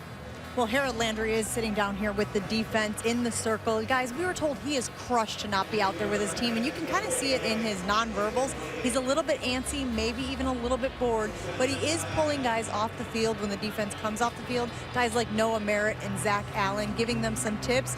I will say, however, the defense has gotten up several times now, and they have ushered themselves right back down here to the circle because of the breaks out there for BC on the field. A good sign there, Jen. Really appreciate that. That was so tough for the coaching staff to even tell us about that Harold will not play. When we walked into the meeting, Steve Adazio was almost hesitant to tell us. He's like, hey guys, Harold's not going to play tomorrow. I told him he's not going to play. He was very disappointed. A tremendous All-American defensive end. If you don't know Harold Landry, a lot of NFL folks do. We'll tell you a little bit more about the talented defensive end. I ran into a couple of scouts before the game tonight, talked about who they were here to see. Derwin James certainly on the top of that list. Harold Landry, unfortunately, unable to play due to that ankle injury, but he is certainly high on a lot of scouts' lists as we get closer to the end of the season and to next year's NFL draft. Good toss by Blackman, a better play by Isaac Yiadom to break it up against Izzo. Good protection this time by Blackman. He throws to the older tight end, Mr. Dependable. Better play by Boston College than it was Florida State. Boston College defense continues to step up. And it starts and ends with the the rush for this Boston College team. Paul Pasqualoni, we've talked about his outstanding work the last couple of years coming over as the defensive line coach for BC. He's got such a great and close relationship with Steve Adazio, and that relationship is ego-free. Steve Adazio told us the coaches are ego-free. Pasqualoni comes in, gets the technique right for these guys, and Steve Adazio lets him handle this defensive line to the tune of some major improvement. It shows you coaching matters. They said they've been able to quit blitzing so much because they're so technically sound in their defensive front that they can get pressure without having to bring extra guys. 3rd down and 1. Akers stacked up by that defensive front for Boston College. Noah Merritt lost his helmet but got the stop. Paul Pasqualoni said technique is the biggest thing that Harold Landry needed to work on. And that's impressive to say, considering how good Harold Landry already was. And he's only gotten better under the tutelage of Paul Pasqualoni. Yeah, such a great attitude for a young man. Ray Smith will be tended to here momentarily. When Steve told us he's really not the head coach, Paul is. Everybody else, get back, get back, get back. Not Paul. Paul, you get to stay. Paul, you stay right there. Yeah, it's okay, Paul. Your guys are playing great. You young ones, get back, get back. He said the things that Harold Landry needs to work on, needs to get stronger against the run, needs to add a counter move in the pass rush. What does that mean for those uninitiated? That means that you start one way and come back the other. So you start to the outside with his quickness and speed. You get the big offensive tackle over his outside foot, and you come back underneath, or you step to the inside and beat him to the outside. I had a lot of guys in the first round. A lot of them stayed for an extra year for me and you always pull for them to be healthy and have the great year after they make a hard decision. I love this young man's attitude. He's on the sideline. He's encouraging his team. He's upbeat and he's positive, and he can't wait to get back in 2 weeks. Paul Pasqualoni was in the NFL for a couple of years after his collegiate stretch. Was an assistant coach with the Bears. He was an assistant coach with the Texans. Good sign to see Ray Smith back towards the sidelines and that defensive unit. I coached with him in an all-star game out in San Francisco, and the first thing he says, look at that, well, look at the pressure. Look what he's done. He teaches those guys to get there. We're talking about without blitz. We're talking about without games. They're just taught so well, they're beating the offensive lineman one-on-one up front. Florida State trying to stay on the field here on 4th down and 1. Akers tripped up. BC ball. Zach Allen with the penetration. For one night, no Harold Landry, no problem for Paul Pasqualoni and this Boston College defense. The next man up, and Paul Pasqualoni has done the best job of coaching this front I think I've seen in many years compared last year to this year. If you're Jimbo Fisher, you have to go for the first down, but Zach Allen once again creates chaos, gets penetration, and tackles a great back. And Jimbo Fisher knows now he's in trouble.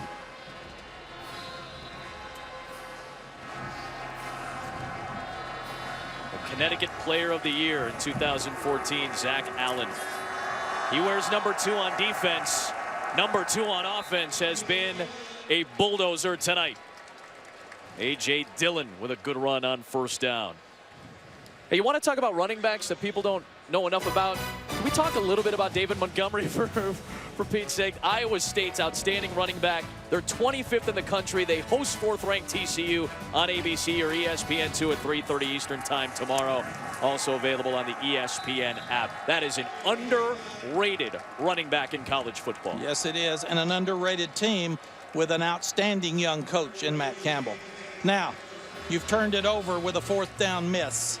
You've turned it over with a fumble from McFadden. When does your defense get so beaten down that they give into it? They've got to step up here if they're going to have a chance to win this game.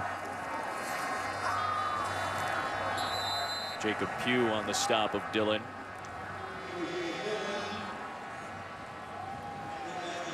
Florida State getting up slowly because they're taking the hits in a championship fight.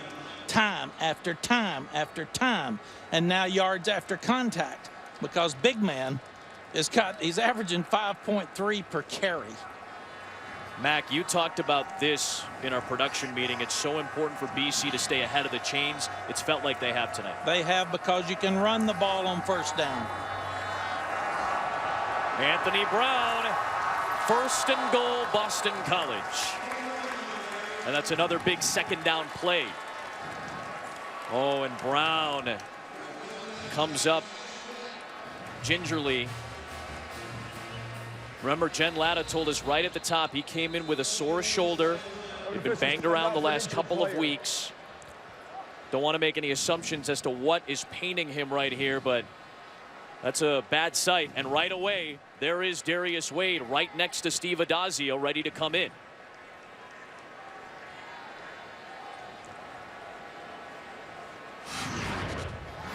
This is not a quarterback run. It was a called pass. And he makes another outstanding decision. Headed to the goal line. He gets hit from behind. And he dives and hits right on that sore shoulder. It was the throwing shoulder that had been bothering him. That right shoulder. He was grimacing immediately and favoring that right arm. And he's competing so hard, he's reaching the ball for the goal line to try to score.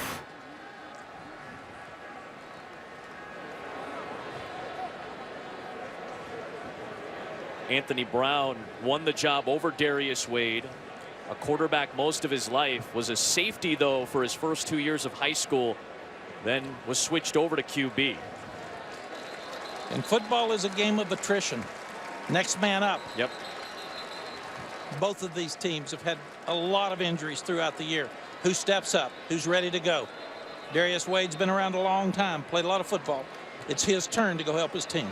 Well, remember, he was the starting quarterback in 2015. It was in the red bandana game where he suffered a tough injury, a broken ankle in the fourth quarter against Florida State. I was here. You saw that game with Dave Fleming. I remember watching that in my hotel room and thinking, oh no, he was playing so well. They hadn't scored at that point, but they were in the game. It was 7-0 when Wade got hurt. And he had to bounce back and take a secondary role the last 2 years as a backup. Now Boston College has to focus here and try to get 7. They can't let the distraction of losing their quarterback for a play or two matter. Dillon trying to flex ahead. Trey Marshall with a good job to make the stop. And it's 3rd down and goal.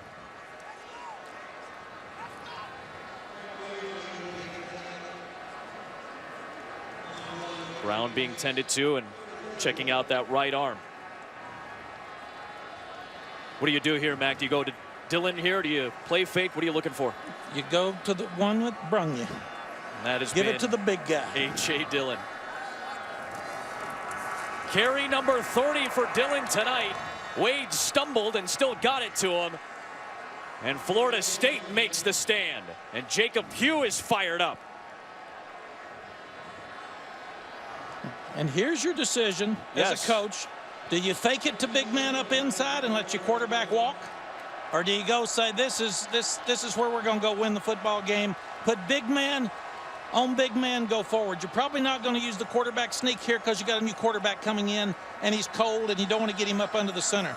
But if it's me, I go back with the big guy under 75, the right tackle, who is my best offensive lineman, Stinson.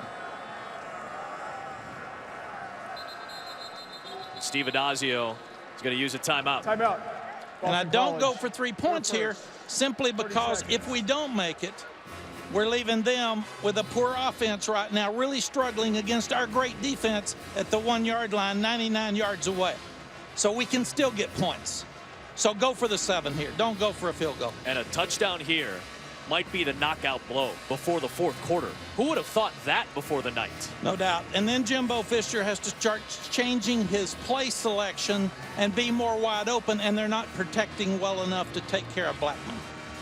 Anthony Brown getting some warm-up tosses in on the sideline. As we get a chance to look ahead, it's our college football look ahead brought to you by Xfinity X1. Miami, the only unbeaten in the ACC, goes on the road at North Carolina. Oklahoma State, West Virginia at noon on ABC. Ohio State, Penn State. Give me your sense of that game in the Horseshoe tomorrow. It will be the great game of the weekend for me. I think that Ohio State has the edge simply because they're rested. They had the week off. And Penn State spent a whole lot of emotion last week against Michigan, and everything happened well. 4th down and goal. Wade trying to push to the end zone. He's never had a rushing touchdown in his career until now. Good for Wade. The grad student from Middletown, Delaware, with his first career score on the ground. And could that very well be the knockout punch for the Eagles tonight? Guys, the very first guy out on the field off this BC bench, Anthony Brown, to congratulate the offense. How about that, Jen? Look at the smile on Darius Wade's face. You don't think that moment meant something to him just then? A guy who's lost a starting spot to injury 2 years ago, beaten out by a grad transfer in Patrick Tolles last year, beaten out by a redshirt freshman this year, never pouts, gets ready for his moment, and gets the big congrats from his teammates after a touchdown to put him up by 32 points. And that's what team's all about. Give me a chance to help my team. I'll be ready, coach. Quarterback goes down, put me in. Don't gripe, don't pout. Get out there and get you a touchdown. He played very well against Louisville this year, too, when Anthony Brown had to go out with that shoulder injury a couple of weeks back. He led them on 4 consecutive scoring drives. It's not as if he hasn't played important plays this year. There's so many coaches out there griping about how many people are hurt, how many injuries they have. I admired Coach Reed yesterday when he said, we told them at the first of the year, that's part of the game, next man up, we're not going to talk about it. And they've said very little about Landry tonight. Yes. And the other two ends have stepped up.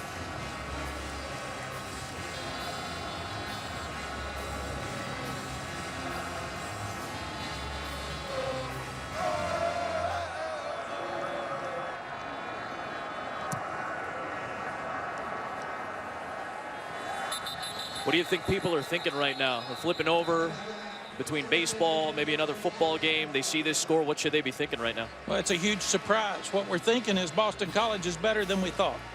The last two weekends weren't freaks. When they go to Louisville and win against the last year's Heisman Trophy winner. When they go to Virginia, who's a team with one loss on the road, and dominate the game, and come in here and dominate tonight. They're for real. Now Jimbo Fisher's got to open it up. And you got to protect to do that, so may have to move the young quarterback some. Stick with Akers. Give credit to Cam Akers, still getting the carries and still doing the work. But this night, through 3 quarters, has belonged to Boston College. A special night, a meaningful night. The Red Bandana Game. And the Boston College Eagles taking that emotion, taking that passion into this game against Florida State. They're on top big through 3 at Chestnut Hill. You could live life or you could just... Back here in Chestnut Hill, Massachusetts, college football prime time, and a jaw-dropping score. Boston College came in as a 4-point underdog at home. They are up by 32 right now. And you never quit trying to win. You tell your players you focus and you do well. In fact, in a game like this, we're in trouble. We tell the guys we're going to grade this 4th quarter and see who plays the hardest and the best the rest of the game. Akers sets up 3rd down and short.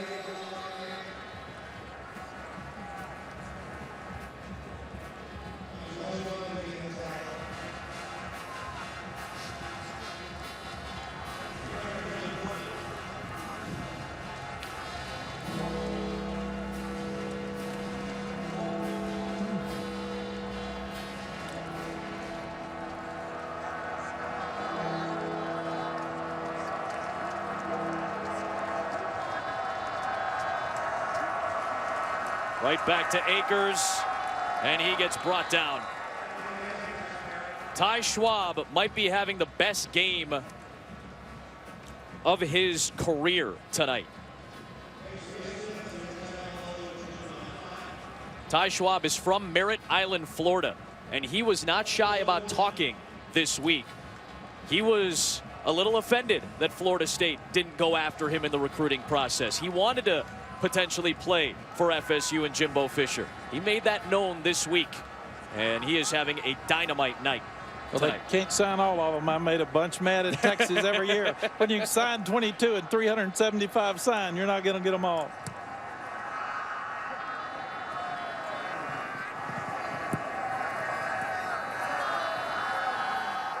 We've discussed the story of Welles Crowther tonight. We tried to take you through the various chapters of the Red Bandana story. We'll talk more about that as the night goes on.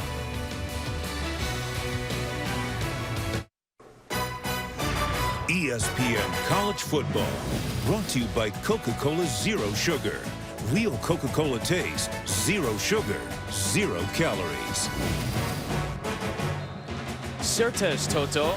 Sentio non in Kansate. We're not in Kansas anymore, Toto. That is Latin at Fulton Hall. That's one of my favorite billboards we've done all season long, because apparently the atrium at Fulton Hall was designed with a Wizard of Oz theme. So these silver cone-shaped lights, that's like the Tin Man's hat. They've got curved risers in the arch ceiling. That's like the outline of the witch, Glinda. They've got the bench with the Latin inscription. That means certainly, Toto, we're not in Kansas anymore. They've got a streak of red tile leading from the back entrance of the atrium. And if you've read the book, The Wizard of Oz, it's a red brick road, not a yellow brick road. And the stones lining the glass facing the library look like the Scarecrow's hat. That's my favorite billboard of the season, bar none. The only way you'll top it is if there are puppies involved in the next one. And Steve Adazio looks like the Oz tonight. He's been the wizard tonight, hasn't he? He's been the Wizard of Oz tonight. My goodness, what a performance by this defense. The offense has looked very sharp the last several weeks. Harold Landry did not play tonight and is still involved, helping out the defense. And this win helps him feel better. Absolutely. It makes the decision to come back better. And Big Dillon, look out. Look out, ACC. Everybody gonna get to see him. Jim Reed's defense has been outstanding tonight. The defensive coordinator for this BC club. 4th down coming up.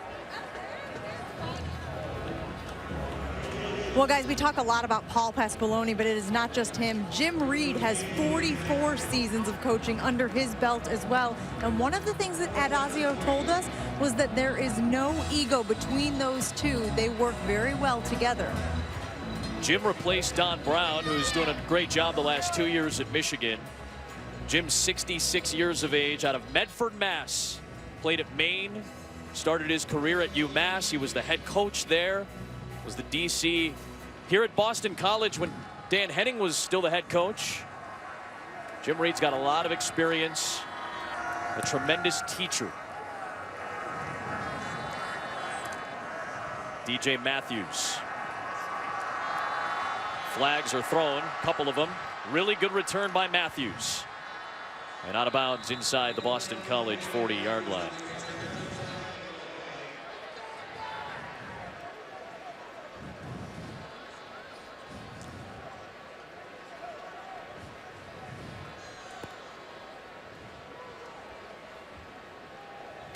During the kick, holding, number 35, return team. 10-yard penalty from the end of the kick. 1st down. Another critical error. Yep. Florida State hurting themselves tonight. In the kicking game. We mentioned Jim Reed being a fantastic teacher. How'd you like to have Professor Reed give you this if you're a linebacker? Over 100 pages of preparation getting ready for Florida State. It has paid off tonight.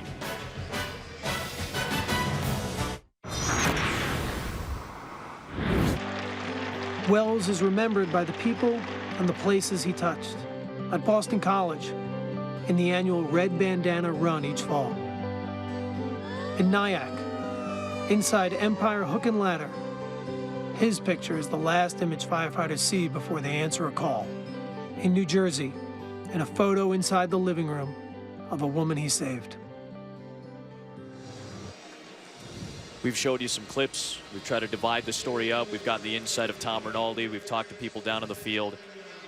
We can try to do this story justice while weaving it into the tapestry of a football game, but we fail because it is not nearly enough time nor nearly enough depth to give this story that is Welles Crowther's story. It's an incredible story of goodness and giving and sacrifice. I spent 20 minutes today rewatching the feature, as I did last year when we got a chance to call this game, and I wept on my bed. I couldn't handle it. There's so much involved in this story, whether it's the terror that he must have felt on September the 11th compared to, I hope, the goodness that people realize when they get a chance to experience this story. He's the definition of a hero. And that's a title that's hard to gauge in this current climate that we're in. It's hard to gauge that without the help of time and without the help of history and without the help of context and without the help of perspective. But to me, in any context, Welles Crowther embodies everything that I think and I think most of us wish we could be. And tonight, for myself, for Mac, for Jen, and the rest of our crew here at ESPN, tonight has been a privilege to be a part of this game.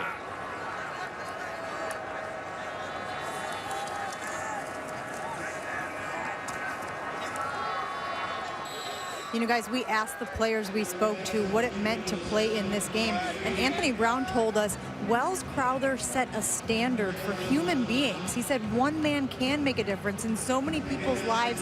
It is an honor to be playing in this game.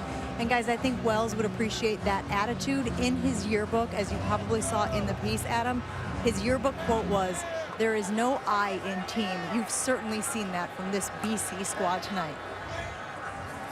And Adam, let me say, as a parent and as a grandparent, you have to have tremendous pride as a parent in what he did.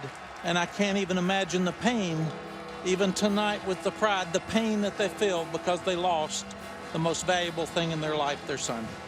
In that piece that, by the way, if you haven't seen it, please take 15 minutes to watch Boston College graduate Drew Gallagher's piece, one of our fine colleagues here at ESPN, written by Tom Rinaldi, narrated by Edward Burns.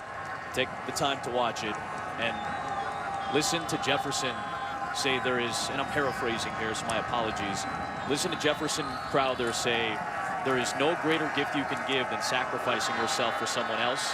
And that's exactly what his son did. That's exactly what Allison's son did. That's what Wells's family can take such significant pride in. And it's an example for a lot of people, and I hope people understand that. And I'm sure Welles is smiling tonight to see the pride that everyone has in him and the passion that his team has played for in his name. This is a special night, and I hate using the word special over and over again, but it's the first and I think the most apt word that comes to mind here in Chestnut Hill this evening. This is a very, very special night in more than just the capacity of football.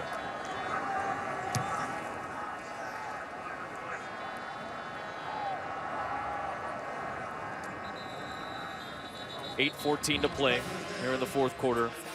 When we return, we'll get a chance to hear from Welles Crowther's parents. They'll be with Jen Latta. We hope you stick around and listen to these wonderful people and listen to them talk about the sacrifice their son made. Thanks. I'm back here on the sideline of Alumni Stadium with two very special and important people this evening, Allison and Jeff Crowther. These are Welles Crowther's parents. Allison, could you have ever imagined your son would leave this type of legacy? Oh, no. I mean, in the beginning, when he was first lost, it was a very dark place to be, and we just didn't really know what to do or expect in terms of his memory or legacy. We did start a charitable trust. That was our first effort, but we had no idea that his legacy would grow to what it is today. It's just beautiful, and it keeps on growing and inspiring young people everywhere, which is the most exciting thing for us. Jeff, you look around this stadium, so many people wearing the red bandana, the outcome of this game thus far, the excitement. What does this mean to you guys? Well, to me, it's very heartening because it means our son is alive, all right? He's alive in all the hearts and minds of these people who are wearing bandanas, and, you know, the students who are cheering for Welles. For me, it's wonderful, and it you know, I weep every day for my son. I really do.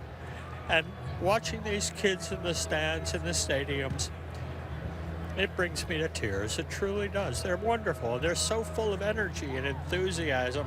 And so many, when we were handing out the red bandanas earlier, so many of these young people stopped to say to me, oh, I read the book by Tom Rinaldi, and I have to tell you that I was so moved, and thank you for giving us your son.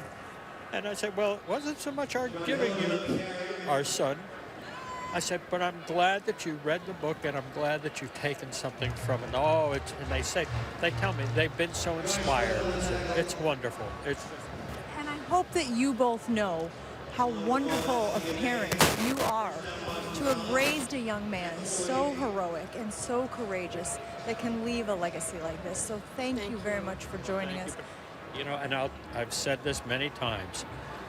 Welles came with the software installed. He really did. The good Lord put him here on this planet knowing he'd need his help at some point. Unfortunately, it was 24 years into his life. But he did his duty on that morning, and he saved a bunch of people's lives who have families and who are walking around today. And you know, thank God he did. Thank God he did. It breaks our hearts that he had to give his life for them. But, you know, no greater love hath one than to lay down his life for his fellow man. A truly incredible and indelible story, your son's life and legacy. And guys, they told me that he would likely be sitting up there in the student section, drinking a beer and thoroughly enjoying the way that this game has gone so far. Absolutely. Oh, indeed. Absolutely. Thank you. Thank you. Jefferson has a tattoo. It's the number 19, and it's on his chest because that was the number that his son Welles wore throughout his entire career, playing high school hockey, playing high school lacrosse, and then playing lacrosse here at Boston College. The number 19 is what Welles wore. And that's why that number has such great significance for Jefferson and for Allison, for their family. He looks at that tattoo every day, and he knows that his son is near his heart.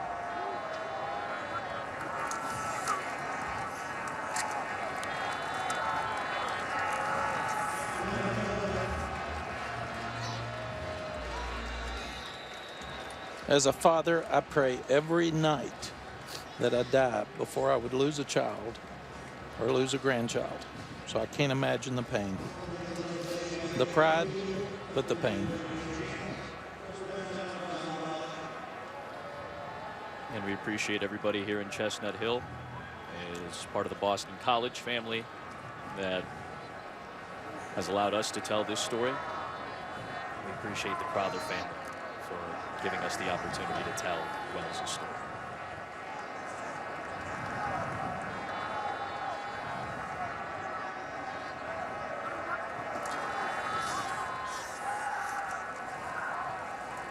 (35-3), Boston College on top. Final 3 minutes and 40 seconds. And perhaps what could be considered a program shifting victory tonight for Steve Addazio. Absolutely. This is one of the more fun times for a head football coach when you can line up and run the ball to finish the game and say, we want to finish the game with a kick or a touchdown. They're just lining up and running it right at Florida State, which they've not been able to do in those 7 straight losses. And they're doing it tonight, and they're doing it with pride. It's a good football team moving forward.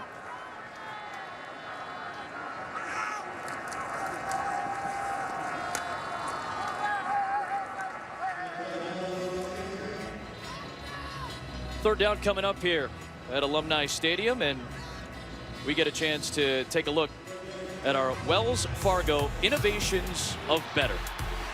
Part of the process of having a school and an athletic department that is investing in the athletic programs. How about this, the unique view and perspective? You get BC hockey over at Conti Forum, and then on the other side of the suite, it allows fans to watch the football games here as well.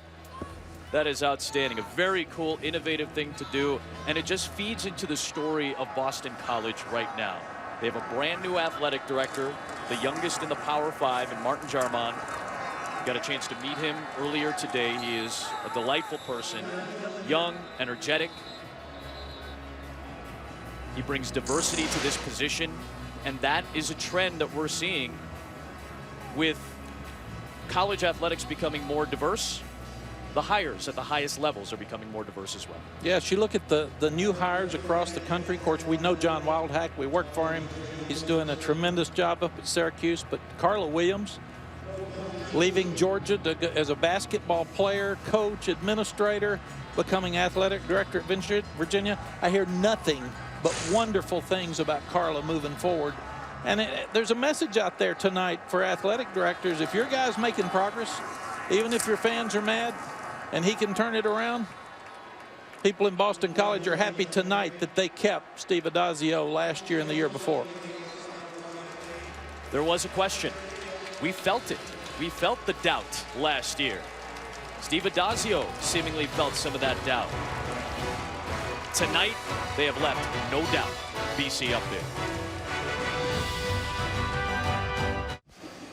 Let's take a look at tonight's Comfort Zone, brought to you by Wrangler. And it is A.J. Dillon. Those 270-plus yards at Louisville now, it wouldn't surprise us, Adam, as we come back and see what he did tonight. He's big, he's strong, he's fast, and so many yards after contact.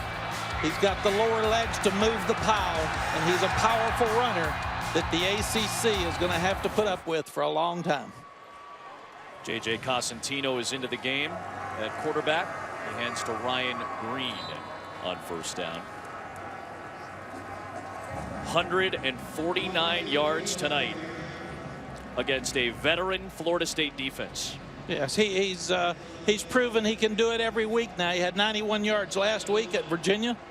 Hilliman helped him a lot, but tonight, to go against this defense where everybody was pumped up and him run up and down the field for 149 yards, he is for real. Finishing up here in Chestnut Hill, when we're done, Sports Center is coming up at 11 o'clock, or I guess a little past 11 o'clock Eastern time now. Sorry to make John Butchergrass and Kenny Mayne wait, but they'll set up Penn State, Ohio State, biggest game of the Big Ten this year. Notre Dame, could they crash the college football playoff party? They've got a big one against NC State tomorrow. And by the way, for you BC fans, one of your future quarterbacks had a heck of a comeback tonight. We'll talk about it on Sports Center in 15 seconds of game time. When we set up the night, we told you it was going to be a special night, the 4th annual Red Bandana Game. They made it count tonight in Chestnut Hill, one of their biggest wins in a long time. Here on the Heights, Boston College blows out Florida State, their first win over the Seminoles in 8 years.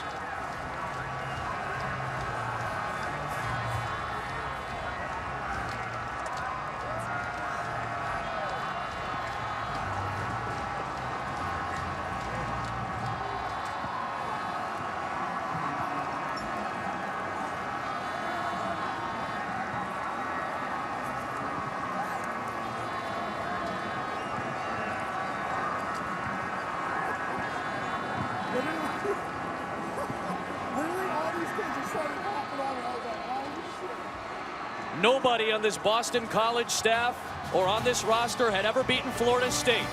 That has changed tonight in blowout fashion, 35-3, Boston College. We'll have more from Chestnut Hill in moments. For Mac Brown and Jen Latta, our great crew, Adam Amin sending you to Bucci and Kenny, Sports Center. More coming up next.